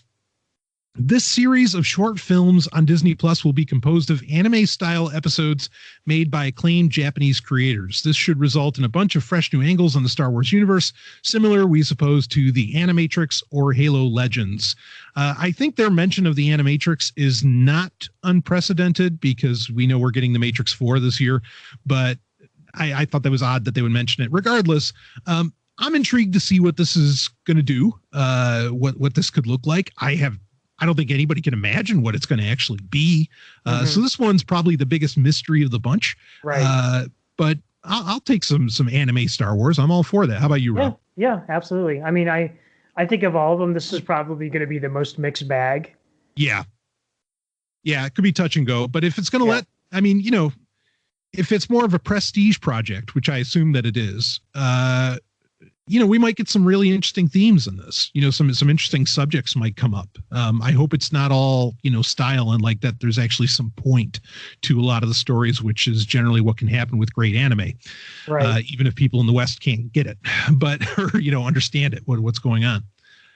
The next show. So the next show, this is the one that I want to say I'm the most interested in. And that is The Acolyte. So we know that it is taking place towards the end of the High Republic era, which the first books and stories of that. Actually, the latest issue of Star Wars Insider, they've started reinserting canon short stories into it, original canon short stories. Oh, really? And, that's interesting. Yeah. So the December issue of Star Wars Insider actually has the very first fiction that takes place in the High Republic. I have the issue. I have not read it yet. I will be. That'll be some of my calendar reading, but I will get that in. So I'm intrigued. But this show appears to be about the dark side, and that's what's got me interested. I am on board with that. Right. Not only that, but it's also female centric. Dark side. I'm sold. I'm really fucking sold on that notion alone. So I would, this is the one that I think I'm kind of low key the most excited about.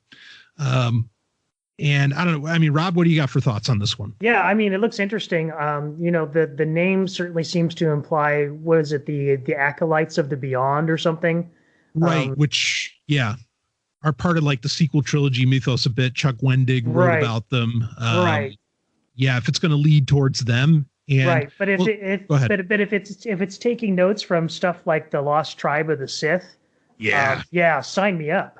Yeah, great little short story series that ended up getting collected as a whole novel, The Lost Tribe of the Sith. That was awesome. They did a comic too.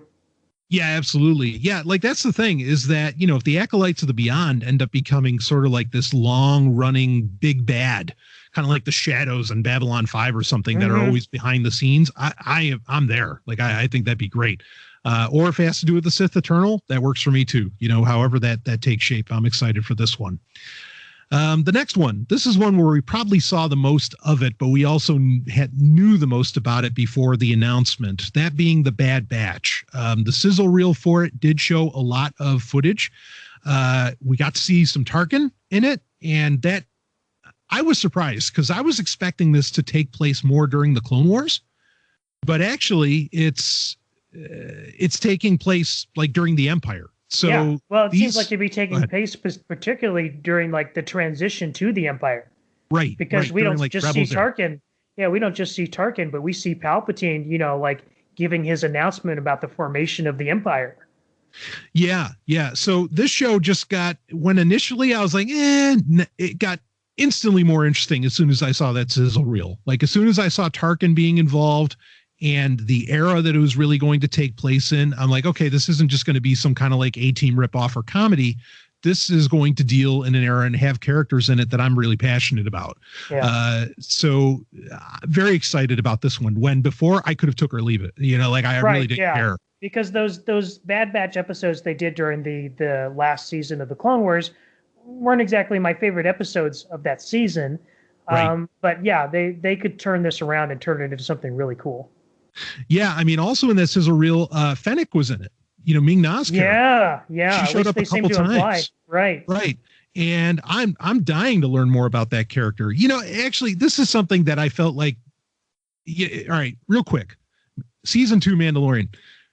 When she like opens up her stomach and shows that she's like part droid, I guess. I really need to know more about that. Like that. Yeah, that was weird. That just didn't work for me. I'm like, well, wait, like you don't have a stomach. Do you eat? Like, I was kind of lost. Yeah, it seemed sort of throwaway. I don't know. Yeah. So, well, anyway, maybe we'll find out more, but it'll be good to get more background on that character as well in this. So that certainly looks exciting. Even though, again, like I said before, I didn't think so at all. So the Lando show, this is one we also kind of knew about ahead of time. I think that there's still debate whether or not Donald Glover is reprising his role, even though the footage they were showing was all of him. I know this is getting made by the writer behind Dear White People, which was on Netflix. Admittedly, so I'm familiar with that show. I've watched it.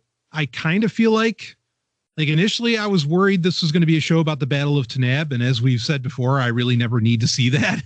I kind of feel like that's not what this is going to be about, but I might be surprised. I don't know. We know this one is going to be a mini series. They're calling it an event series. Any thoughts for this one, Rob? At first this was like the one I was least excited about. Uh-huh. But then somebody made a suggestion that like, if they did this, it would be really cool if they actually not only brought in Donald Glover, but they brought in Billy D. Williams and sort of did like the Young Adventures of Indiana Jones. Oh, the Indiana Jones Chronicles, right? Yeah, where the older Lando is telling his stories about the past. Yeah. That would be really cool. Yep, I'd be good for that. Absolutely. And I think a lot of people are kind of wondering, hey, are we going to get Alden Ehrenreich back as Han Solo? If they do it, whatever, it's fine. Like, he exists. It's a thing. Why not use him? How about you, Rob? I'm still, speaking of deepfakes, I'm still waiting for somebody to put together a fan cut of somebody deepfaking not only Harrison Ford's face into all of Solo, but his voice too. Oh yeah. That would be fun. It's gonna happen someday. Yeah. I think you're right. Yeah. Well, we'll see how that goes. Yeah. But yeah, same. I could, based on what you're saying, like that could be really cool if they did bring in Billy D. Williams in some fashion. I'd certainly be more excited. Yeah, that would sell the show for me, basically, to be perfectly honest with you. Because, I didn't object to Donald Glover's performance in Solo. It wasn't exactly, nothing about that movie was my favorite thing, except for maybe the villain. Oh, yeah. Good point. Yeah. No, I'm with you on. If they brought her back, then that'd be cool. Right. Yeah. So mine is getting the Khaleesi back. No. Oh no, I was talking about the rebel character. What's her name? The one with the mask. One with the mask. Remember that stole the shipment that they were trying to hijack? Oh, yeah. Oh shit. Yeah, I know. For some reason I was gonna say rooster, but that's not it. I know what you mean. I know you're talking about. Shit. Let me look it up. I'm going to edit this. Let me look it up. Oh, no, I know it. I know it before I even typed it. Enfys Nest. Enfys Nest. Yes. Yeah, I like Enfys Nest. Yes. Yeah. Okay. So, okay. Yeah. If it's going to include some of that action, yeah, that's cool. All right. I'm with you there. I thought maybe you meant, what was it? Kira? Was that her name that they went with? Yeah. No, I could take or leave her too. Sure. I still think we probably deserve something with her and Darth Maul at some point. Yeah. Even if it were animated, I'd be down with that. Yeah, absolutely. Yeah. So, let's shift in then to the movie announcements. Of course, we already talked about Rogue Squadron. That is going to be the next film in 2023. But speaking of animated, we are getting a movie called A Droid Story. That is being done by ILM and Lucasfilm Animation. It will feature R2-D2 and C-3PO along with some other new hero, and that's really all that we know. If Mongo Baobab shows up, sure, let's do it. If they want to just rehash the Droids cartoon, that's fine. Yeah, it's just a weird announcement. I don't know what the hell they're going to do. I don't know what it's about, but there's kinds of things to do. I was just thinking the other day how, we still don't even really know where C-3PO came from because Anakin basically just rebuilt him. Oh, that's interesting. See, I always took it as that he built him from scratch. No, because he already had a personality and everything. Like, Hmm. because maybe I'm wrong, but like the way I understand the droids in the Star Wars universe function is they don't start developing a personality until they've like been in service for a little while. Yeah, no, you're right about that. I agree with you on that. That's very interesting. I mean, if anything, the history of R2D2 needs to be known better. I mean, we know Right. he was in service for Naboo, Right. but that's about all we know. Yeah, I mean, as long as we don't really end up with, force powered droids, but okay. Yeah. The less That's fine. said about that, the better. Yeah. So anyway, that's a mystery. We'll find out what that show ends up being, but it will probably be a pretty interesting technical experiment as far as what the animation is going to look like. So I'm intrigued for that most of all. Then the last announcement we've got is, of course, Taika Waititi's Star Wars movie that is in production. I don't think we know much of anything about that. He did great work with The Mandalorian. So I'm confident that this is going to be something really interesting. He's one of those guys that I look at, even though I know he's known more for his comedy. I'm pretty sure he's a hardcore fan. Because he's just too much of a dork. And I say that in a good way. Right. So yeah, I'm excited for whatever he's got planned. I think that should be interesting. But that's one we already knew about. But Right. that wraps, or go ahead. Well, they did show off a kind of a logo for the movie, and it had like shades of Ben-Hur. Interesting. The way, I don't know if you've seen it, but it's basically. I think I might have missed that. It has the Star Wars logo, and it looks like it's cut out of stone, and it looks like the title poster for the Ben-Hur. Wow. Well, I'd be game for that. I mean, if they want to make a pod racing film, I'm not opposed, because that's really what the whole pod racing scene copied. Right. Yeah. Was basically the chariot race in Ben-Hur, right. Which one of the greatest movies ever made. So why not copy it? But wow. Okay. Well, we will certainly be that one just got a little more interesting based on what you had just shared. Yeah, but that's our wrap up. I mean, I assume you also feel good about the Taika Waititi film overall. Yeah, I mean, we don't really know much about it at this point, so there's not much to talk about other than the director himself and what I just mentioned with the logo. But yeah, I'm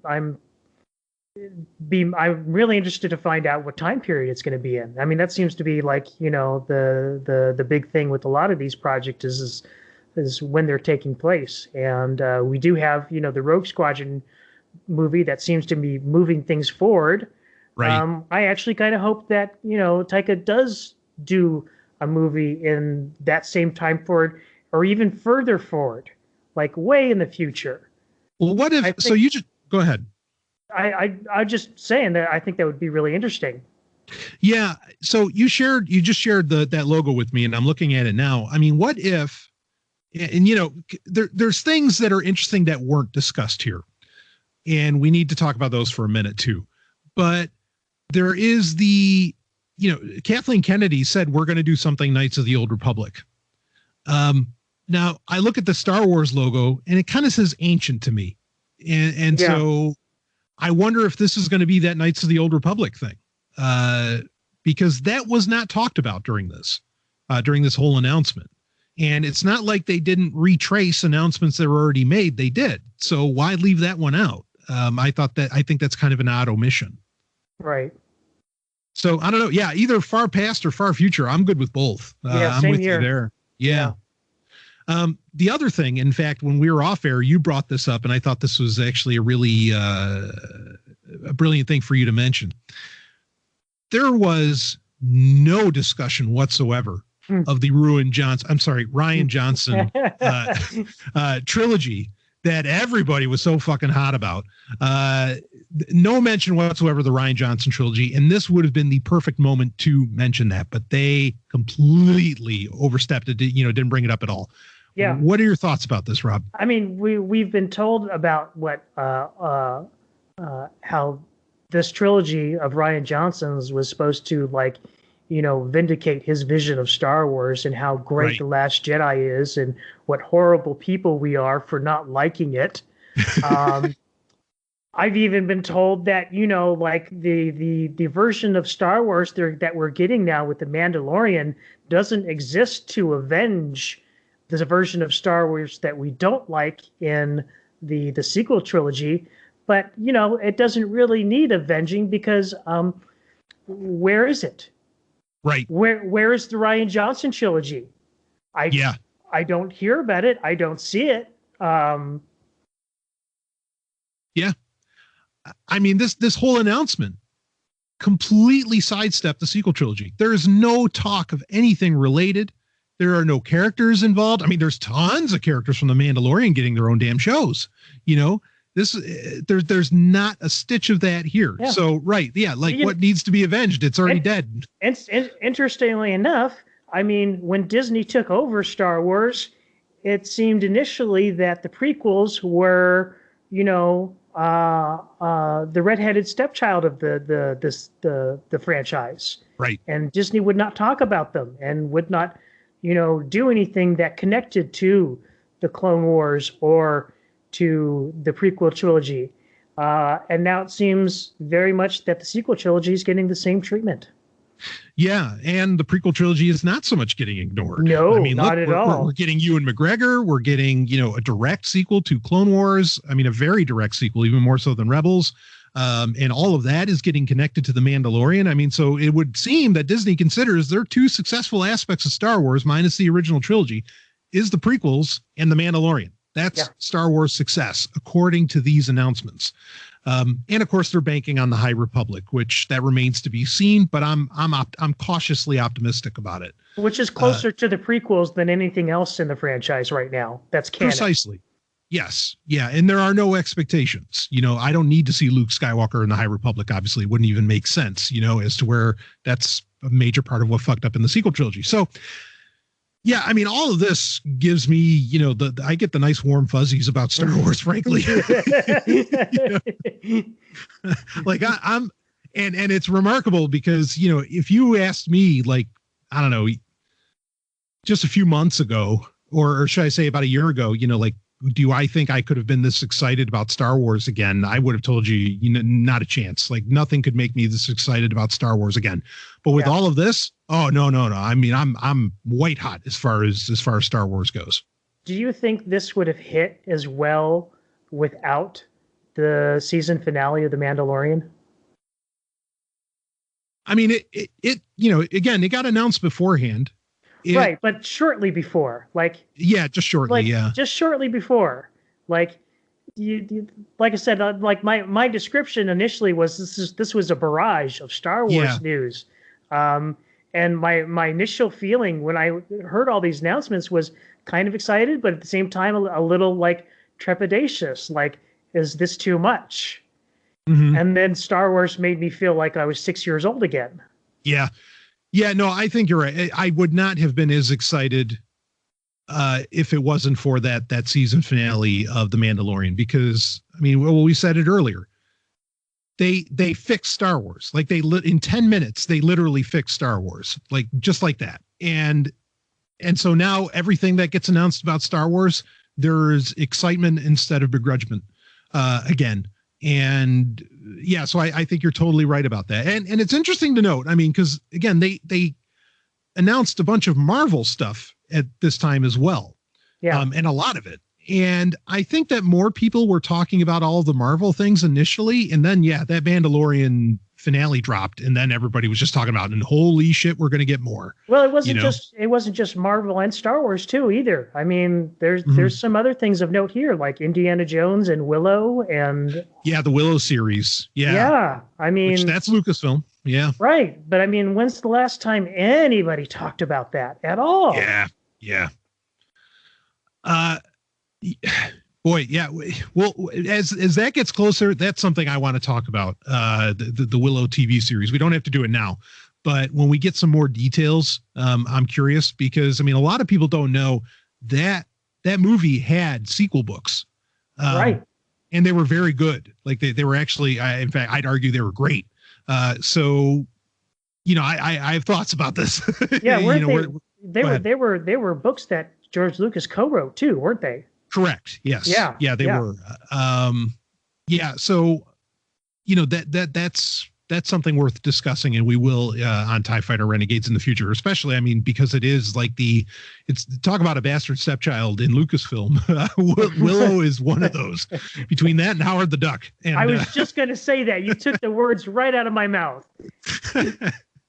Which we won't talk about Howard the Duck right now, but anyway, so, well, anyway, that's going to be interesting too. It really was a barrage. And again, even just with the Star Wars stuff alone, who cares about Netflix? Who cares about HBO Max? Who cares about, like Disney just took it over. Now they have to deliver on all this.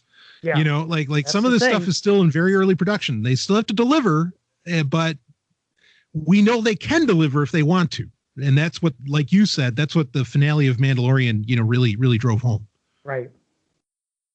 So yeah, they gave us the possibility of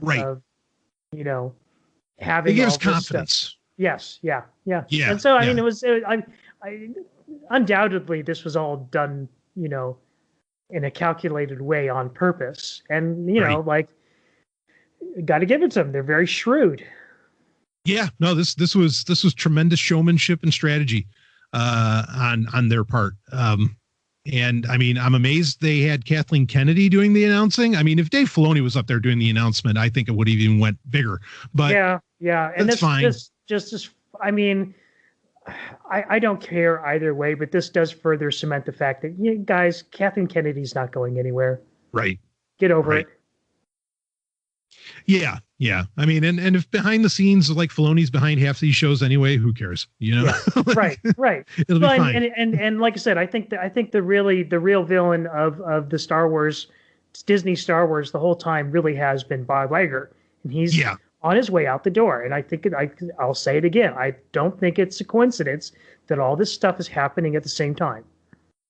Yeah. And speaking of, we've talked about how Filoni has been groomed to take over Star Wars, or has been, being even more groomed. A part of me wonders if Jon Favreau is being groomed to take over Disney at some point, because he's been spearheading, like with Lion King, and his tremendous work. And really, I'll give credit where it's due. His tremendous work with Marvel, with Iron Man and so on. He's like the only guy that has his finger in every single pie at Disney. And that gets it, and has the talent. Like I could see that. I could see 5-10 years from now that he's basically in Bob Iger's position.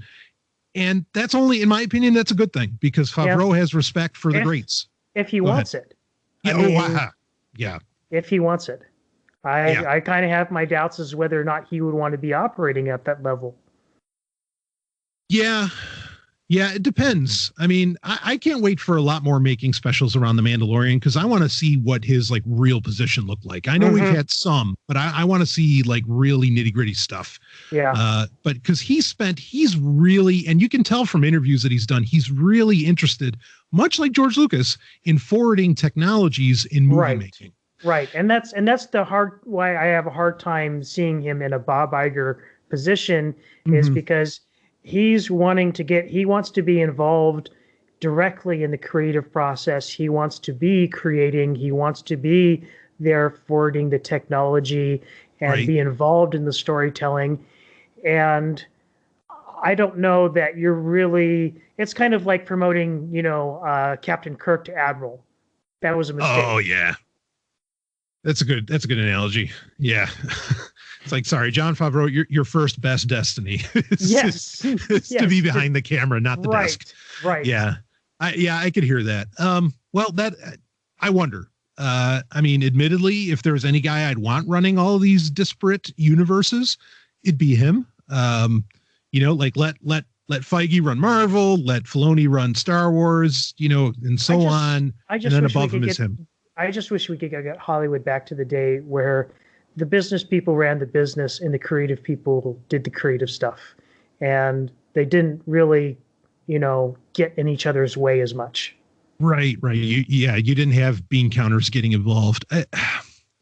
I hear that. It's, the thing is that you have to, and actually maybe the Mandalorian opened this door up, because in my opinion, what happened is that when A New Hope came out, when Star Wars came out in 1977, it was, I mean, again, they only gave him like $9 to $10 million. That's all they gave George Lucas to make it. That's chump change.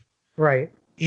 But he ended up making, the percentage returns on that were astronomical, and nobody expected that. And once it happened, basically the business guys were just like, what do we have for science fiction? Right. And you can see this parallel running of history in the, in the creation of like Star Trek Phase 2 and what would eventually be the motion picture.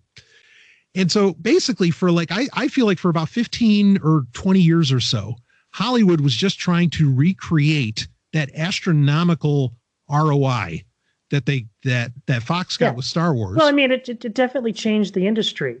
And I've said this before, that Star Wars, the original Star Wars, the first movie, could have only been made at the time it was, when the old studio system had basically collapsed. Right. And creative people were given free reign. People, like Francis Ford Coppola and, I'm sorry, I can't remember, the director of The Godfather and Scorsese. Like Scorsese. Yeah, Scorsese. Yeah, sure. Like all those guys. Yeah. And that's the thing is, this is like when the bean counters saw the fruits of those people's labor, then that's when like the industry changed again and they started getting involved. But we need to get back to that time before, and that brilliant period of creative outburst where the artists were given free reign to make the movies they want. Yeah, see that's the thing, and that's why actually I think The Mandalorian might be it, because basically the studios didn't understand, the business people didn't understand Star Wars. Like they didn't realize what they had on their hands. Right. And when it popped, they had a moment of self-realization, I think, where they said, okay, we don't understand, but people seem to love this shit, so let's just throw money, at any wacky idea. Yeah, I mean, and that's why we got 20 years of the greatest movies ever made, because like the studios, the business people didn't need to understand. They didn't want to understand. They were just throwing risky money around. Right. And we need that. And that's kind of what we're saying here, is that we need to do that again. And I don't think they expected The Mandalorian to be as big as it was. And now they're like, well, wait a minute. These guys understand, and everybody's talking about this. Let's just throw dumb money around. And we want that. We want the dumb money to get thrown around again, and just let people make the movie, make the crazy shit they want to make. So yeah. Did you have more, Rob? No, I'm just going on that same point. It's just like, it's unfortunate. Like there needs to be like there feels like there was an unwritten agreement that, the creative people know what they're doing, or and the people with the money know how to exploit it. Like there has to be that agreement that yes, the creative people are being exploited for their talents to a certain degree. We give you what you want and we get what we want, Right. And that message is somewhere has become mixed up and wires got crossed, and every exec thinks they're creative and every creative thinks they're an exec. Yeah. Well, and I know we have other things we want to get into, but like this might, ironically, I kind of feel like this might bolster the idea that Favreau would actually become head of Disney. Just in that, I wonder if what he's doing is he is trying to make technologies that offset the budgetary concerns, meaning that he's making the technologies that will let the creators be ridiculously creative at an exceptionally low cost, that the shareholders, the investors, and whoever else, and the foreign money, will say, okay, no, we can take that risk. And it becomes possible to do that again, because those risks are what build out these universes, that ultimately later make an ass ton of money. It's interesting on another level with the technology thing, and Favreau is like, he's bringing back, like we were talking about with the model making and stuff, and the motion control and stuff like that. there was another revolution that happened back in the 90s with Jurassic Park. And once the Hollywood got the CGI bug, everything had to be CGI, whether or not it was cost effective or not. Right. And I think this really brings home the point that CGI has its place, but if practical effects and model work are what the job calls for, and it is because it isn't always the CGI isn't always the cheapest option. Right. It's really expensive. Right. So if you can do it better and you can do it cheaper with practical effects and model work, then do it. Don't abandon the old technology just because it's old. Yeah. And I mean, and that says so much, because I feel like Favreau is basically like he's rebuilding the entire Hollywood economy to where like you have multiple different types of businesses that could exist. Because I mean, model makers or like even, I don't know, stop motion photography, like lots of things just died the day Jurassic Park came out. I mean, they were offed. Yeah, I mean, they started dying. I mean, it's almost kind of like with the print industry is going through now. Right. And has been for the last 10 years. Mm-hmm. It's still there are still magazines that get printed. There are still newspapers around, but it's a dying breed. I mean, it's worth pointing out that Star Wars Episode 1, The Phantom Menace, had more model work than actually any movie of its time. Right. That's a good point. Yeah. Well, I hope that this is happening, that the shift is coming back to where either the dumb money can come in again, and fund the really creative projects and, like not the dumb money, but the risky money, and they'll be less risk averse. I mean, if you look at Marvel, it does not appear that that's happening, but with Star Wars, maybe it is, because some of these shows that we talked about that are coming, like Visions and so on, I mean, like these are risky projects, or at least they sound like it. Yeah. And they definitely seem kind of like, in a ways, a little bit off the cuff. Yeah. I hope it's happening. I really hope it's happening, because, in fact, I was having a conversation the other day. I mean, a lot of people don't realize, some people like look at European cinema and they're always like, and people that are into European cinema are really passionate about it, because there's a lot of weird films that get made over there, like wild, strange films that just don't make any damn sense, or even movies that may not have landed so well in America, say like even like a Highlander or something like that, are huge over there because they just love these weird ass films. And a lot of weird films were I don't think people realize that in Europe, especially for a good chunk of the 20th century, most of the cinema there was state funded. Like right. it was countries, all kind of like Italy and Britain, and sure, they weren't, or Spain, they weren't fighting the 100 Years' War anymore, but they were fighting a culture war with their entertainment. Mm-hmm. And the state was literally funding all of this. I mean, and this is true this isn't just Britain, it's most European countries. And so you got to get these wacky ass films because the state doesn't fucking care where the money comes from. They're just going to take more of your taxes. Like it doesn't matter to them. They're not expecting an ROI. They were just trying to outperform each other. But I don't want things to go that way, to where the state's got to fucking fund these films. I mean, in many ways it kind of already does with, cuts that you get in military hardware. Right. But regardless, I really I hope Favreau is, with his technological advances, like the tank that we're using, the Mandalorian and so on, that it does get things to where they can be more cost effective and risky money can really re-enter the fold. And so, I mean, the more we talk about it, the more I feel like the Mandalorian really might be a very real Trojan horse for creative film and TV to come back, because it hasn't been around for a while. Yeah. So, but anyway, you want to shift gears, Rob? Yeah. Yeah, we've been running another long one here. Rob and I were looking at the show notes earlier, and we're just like, oh yeah, maybe the show will go about an hour or so, and no. Yeah. I was kind of shaking my head at that when you mentioned that too. I'm like, sure. Yeah, right. I say that every time. Well, anyway, we'll shift a little bit away from Star Wars here, even though it's still relevant.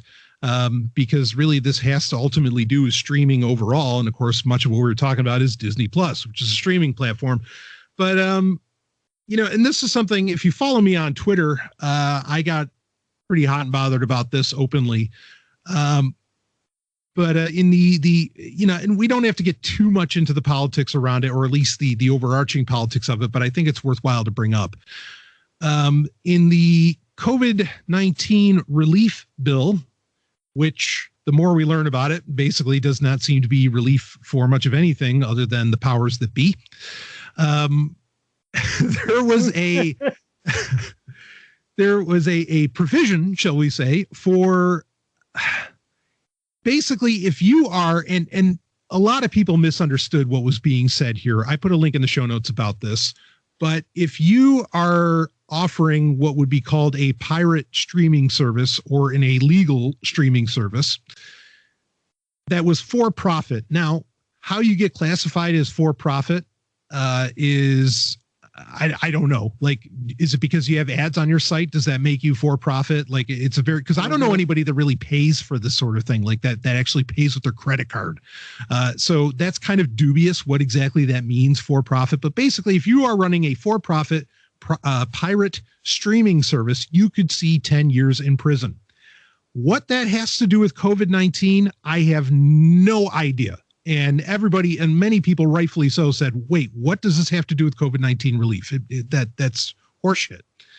I mean, we can very clearly say at the onset, when you have a bill that's named COVID-19 relief, you probably want to toss everything you can into those 5,000 pages because it's a good bet that it'll get passed just because, right, on the name alone. Okay. And that even seems to be questioned right now. So, I mean, yes.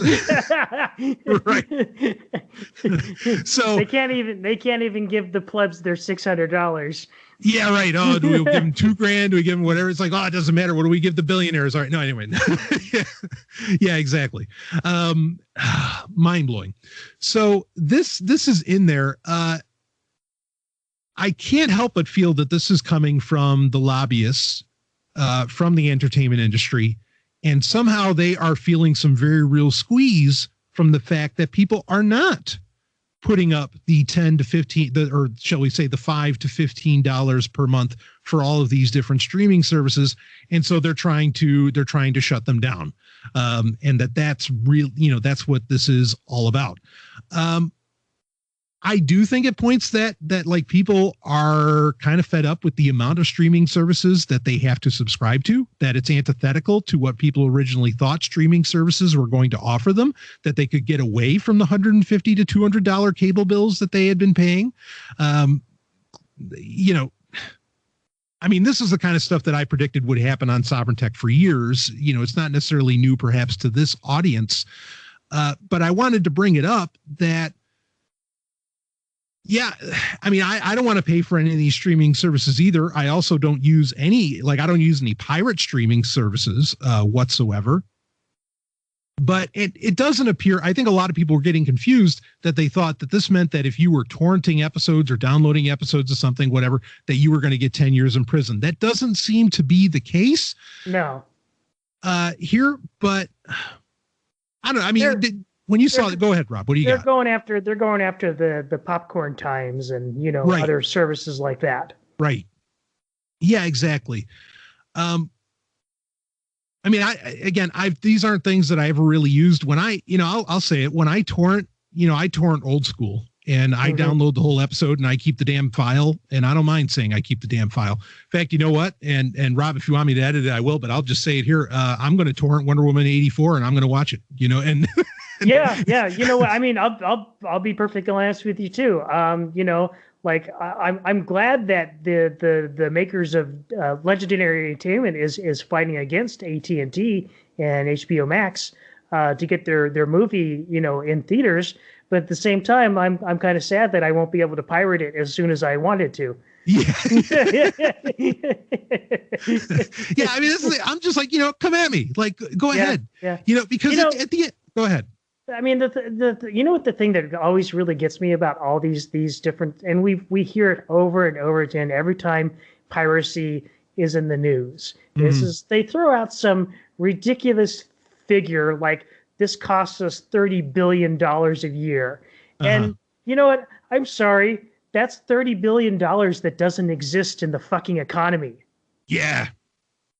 Well said. I mean, I don't know where you thought that was coming from, but it doesn't exist. The reason people are pirating things for a lot of times is not just because they don't want to be subscribing to all these different services. They can't goddamn afford it. Yeah, you raise a great point, because this is just such tremendous hubris on the point of these, or on the side of these of the studios, where they think they are so fucking important that the only alternative to these pirate streaming services is that people would pay for theirs. No, like there's no guarantee that people would fucking pay for your shit if they couldn't pirate it. That's nonsense. Like there's no guarantees of that. And to lay out that $30 billion yearly, because that's what they said, is that these pirate streaming services are costing the entertainment industry $30 billion yearly. That is not guaranteed money at all. And like you said, that's not money that's actually in the economy. What are they talking about? They're fake numbers, or speculative numbers at that. And you're going to throw people in 10 years in prison for that? I mean, and that, that's the part that really rubs me about this. And any time, like, with Napster, go down the fucking list of any of these people. Like, I want to, we're doing a show here. We're doing a podcast about Star Wars. There are still plenty of people. It's not the same as it was in the 90s. In the 90s, there would have been a lot more, but there are still plenty of people who today would say, you do an entire podcast about Star Wars and science fiction. It's just a fucking movie. It's just a TV show. It's just this. And I hear where they're coming from. And at the end of the day, most of the time they're not wrong. But then let's take that all the way. How about you go in front of the judge and say, Your Honor, they're just fucking movies. What are you doing throwing people behind bars next to murders and whatever else, like they're just movies. And okay, fine. There's somebody's livelihood and they make money off of it and all this stuff. Yeah. Okay. But at the end of the day, really, they're, let's just call it, it's just entertainment. It's just art. And you're literally going to toss people in prison over these sorts of things. That just drives me nuts. It's like, oh, the kid's listening to a song. Oh boy, criminal, like, come on. Yeah. I mean, if you really want to talk about the poor artists, and how you're taking food off of their plates, why don't you look at the studio execs for that? Because they're already they're the people that have been exploiting the passion of artists and creative types for generations and underpaying them. So you know what? When you start paying creatives what they're worth, and I'm not talking just about the director and the actors. I'm talking about all, like, when you go and you look at the credits and you see all of those names, those are the people I'm talking about. When you pay them a living wage, then we can talk about how we're taking money out of their mouths and off their plates with a little bit of piracy. Right. I mean, sure, go after the pirate streaming services after you've paid Alan Dean Foster. Yeah. You know what I mean? Like, absolutely. Yes. Like Disney, go ahead and pay ADF, and then we can talk about, maybe where you're losing money. But like the people that actually created your shit aren't getting paid. I mean, the incentives are totally off on this. I mean, fortunately, I don't think there's anybody who's defending this. Like, not really, or at least not anybody that's outside of the industry anyway. That was defending this whole thing. It's unbelievable. And I don't know if it's going to actually end up passing or not. But I can't fathom it, and really, I think where they lose the most money, you want to talk about money that's actually in the economy and that probably does end up being, close to $30 billion a year for the entire entertainment industry, is all the money they waste on anti-piracy or on digital rights management that doesn't thwart anybody. That doesn't stop anybody from, from streaming or copying their stuff. I know they spend at least millions of dollars on that. If you're worried about your pocketbook, then cut that out, because it's not stopping anything. That's why you're trying to pass this shit through a relief bill. So none of this makes sense. I mean, got any other thoughts on it, Rob? No, I've said my piece. Yeah.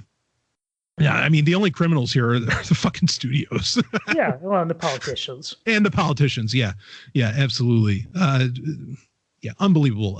We'll see if this ends up actually getting passed. I will be intrigued to learn if it does. But just stupid. So how about, Rob, how about we talk about some things that aren't stupid, some things that are actually pretty damn cool. And we'll get into our picks of the episode. We didn't get into them in our last episode, but we've got a couple of doozies to make up for it here. Let me assure you of that. You want to start off, Rob, or you want me to start? Yeah, I'll go ahead. So Sure. for my pick, we've kind of got a sequel from a pick from a year or two ago, I think it was. And that we had the YouTube channel Star Wars Theory came up with a short, a fan film called Vader, and this is basically a trailer or a cinematic of sorts of Vader Episode 2, and we get some awesome Mace Windu action where he. Well, let's just say that if you were ever a fan of the Republic Commando games, you're going to love the heck out of this little the trailer or cinematic. It does appear to be mostly CGI. It remains to be seen whether or not we're going to get a live action version of this. But it already looks like the production quality just on this alone looks fantastic. So I'm really looking forward to seeing the whole thing when it does eventually arrive on our doorstep. Yeah, so it's like about 3 minutes. And certainly if you watched the Vader Episode 1, I think they called it Shards of the Past. If you watch that, which we reviewed, and I mean, I thought was very well done. That was mainly like actors, like that was live action. And it ends off in and this was the only real critique I had of it, is that you could tell the building that they were in at the end of that was a funeral home, basically. Yeah, like a mausoleum. Yeah, it was a mausoleum. That's exactly what it was. But it worked. Like I was like, yeah, but that kind of works. Like that looks like Naboo or something. Yeah, because Naboo had very much like, the vaulted ceilings and a marble and, the kind of stuff. Yeah, and a Renaissance look. Right. Yeah, so this picks up, kind of right along with that. And yeah, you have a bunch of CGI clone troopers and so on. And and then Mace Windu shows up, and I agree with you. It works. It looks good. And even if it stays as CGI and doesn't bother going into, more live action or fleshing out to that point, again, there's a release date of to be decided, it's TBD or TBA. I'd be fine with it. I thought it was really cool and just a lot of fun to watch.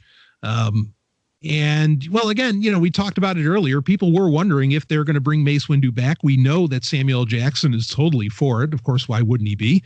And I'm not opposed to the idea in and of itself either. I thought he was a great character in the prequels. A lot of people think he's sort of monotonous, or kind of one note. But I thought he was cool, especially in Clone Wars. He's like downright funny a lot of times. What do you got? He's still the worst Jedi ever, but I mean, yeah. Well, he's all right. He is the Worf of Star Wars, right? Where he's just kind of always wrong. Yeah, he's the micro brain of Star Wars. Yeah, with the macro head. Yeah, exactly. Yeah, just like Worf is always like, all right, should we shoot it, sir? And Picard just has to look at him. Why would we shoot at it? Yeah, fair enough. So, but it's cool. It works. I really like this. And yeah, I appreciate Star Wars Theory's work on the matter. If anything, he's at least showing, you could make the argument that he's showing Disney this is something that people want because of the large reaction that he gets, because he does have a very large audience. Yeah. And so I applaud that in and of itself. Yeah. I will say it, like, he's one of the few Star Wars, YouTubers out there left that I still have any amount of respect for. The rest of them, for the most part, can, fucking take a long walk off a short, skiff. Oh yeah. Yeah, I'm totally. I mean, I'll name names. And yeah, we've talked very kindly about Star Wars Theory in the past. I thought his rant about how horrible, the sequel trilogy is. Any fan could have written something better, and that it's basically fan fiction. I thought was right on point. But I mean, and I've talked about these guys as well in the past, but I'm just fed up with them. Like Midnight's Edge, Doomcock, these idiots. I'm never watching another video by these people. Fuck them. Like the way these are the kind of people who they just, even with as great as everything we've talked about has been so far with Star Wars, with the Mandalorian and so on, these people just can't let go. They have to fucking complain still. And, when you get a good thing in your life, baby, don't complain about it, because that's your, I don't know, that's how you make your money, by just complaining about everything. Right. Well, I mean, it's part of a toxic environment too, because yes. I mean, hate drives views on YouTube, Yeah. Extremes drive. So YouTube, so they're just playing the fiddles of the algorithm, which is kind of like a sad existence, in my opinion. That your life is dictated by some, unknown computer algorithm. That's pretty pathetic. Yeah, I agree. And because as much as, and again, I've agreed with Star Wars Theories, with his critiques. I remember Sam Witwer had said on Twitter, and now he was critiquing some guys that I actually think do pretty good work, that being Red Letter Media, but he was critiquing them saying, instead of tearing stuff down, why don't you build something? Credit to Star Wars Theory. Instead of just tearing stuff down, he's actually building shit, because this trailer was awesome. Yeah. Vader Episode 1 was awesome. And so, here's a guy living up to that. And I can see where Sam Witwer's coming from on that. And I'm never going to argue with Sam Witwer anyway. So we'll leave it there. I mean, and credit to Star Wars Theory too, is he's always been, very, he presents his views in a even fashion where he doesn't hate people who like the sequel trilogy. He's made very reconciliatory videos about, hey, you know what? We're all Star Wars fans. We have this passion for this universe. I just happen to not like this part of it. And here's the reasons why. Right. And I think that's really just kind of a very level-headed and good way to go about it. And like I said, he's the only one that's not playing to the YouTube hate algorithm. And I applaud him for that. Yep. No, I agree. I agree with you completely on that. So nice work on his part with this one, and a great pick, Rob. I love it. I mean, just very cool. And that callback to Republic Commando. Yeah, Republic Commandos. I love that. That game was very short, but man, it was fun for what it was. I loved it. So nice touch. Well, unless you got anything else, I'll go into my pick. Go for it. And I'll pull it out here, even though we don't share the video of what Rob and I do, or at least usually we don't. Though, of course, we are on YouTube. You can go to tiefighter.xyz, and if you want to follow us there, that is one avenue that this is all available, especially if for some reason you don't like listening to me for 2 hours every week doing Sovryn Tech, which I don't blame you. So, but anyway, this is a book that just came out this year, and it is Flash Gordon, the official story of the film by John Walsh. This is a massive tome. I mean, not like a high page count by any means. It's about 200 pages, but it's a coffee table book. I mean, it's a big one. My love of Flash Gordon is that the film from 1980 is not unknown to listeners of this show. I've talked about it and brought it up many times. I consider it, and I know I piss people off when I say this, I consider it a better movie than Star Wars: A New Hope, but we'll run with it. Well, I mean, it's apropos because I mean, it was the movie that George Lucas wanted to make before Star Wars. Correct. Yeah. And this book, so this book covers the production of that entire film. It gives a lot of stories about Dino De Laurentiis. The director was heavily involved with the book. They do talk to Sam Jones about it. I mean, that was a troubled production, to the point where Sam Jones, who played who played Flash Gordon in it. I'm like, he walked off set and it created major bad blood. I mean, there's amazing stories that happened around this movie. And there's like whole alternate endings that I had no idea even existed. And there's full footage from it, and like there's stills and everything, and it's all in this book. The concept artwork that's in this book is tremendous. It is an amazing 200 pages, a very uncensored look. Like there's no studio involved with this whatsoever. This is just a straight up uncensored look at what's the nitty gritty behind that movie. How did it get made? There's guys who have collected tons of the props that were getting thrown out for it, where they own all the weapons from the film. I mean, one thing nobody disagrees with about the movie Flash Gordon is that it has a very unique look, like many Dino movies do. It has there's nothing else that looks like it, all the stylings and everything. And when you read about it, and as well as some of like the deleted scenes that don't exist anymore, there's some really, really interesting scenes that had like with Princess Allura and so on that I had no idea about. And I'm a huge fan of this movie. So even if you think you know everything about Flash Gordon, I guarantee you there is a ton in this book to glean and pick up, and that you probably did not know about. Brian Blessed even talks about like what the sequels were planned, what they planned for those, which like the second movie was going to be on Mars. I mean, like really, really interesting stuff. So I can't recommend this book enough. It's perfect. If you're into the movie, you're really in for a treat, even though it does cost about $50. It's worth the shot. Yeah, it's a beautiful book from what Brian has showed me. It's really nice.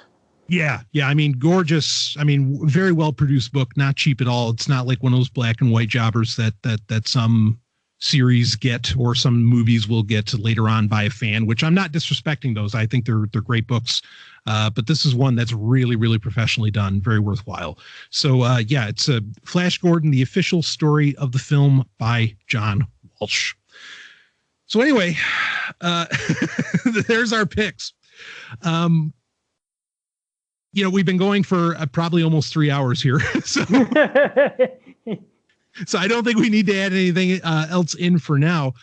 We know we got a lot of great Star Wars coming up. 2021 is still going to be an incredibly interesting year, just with the releases that are going to, that Warner Brothers is going to, be having drop.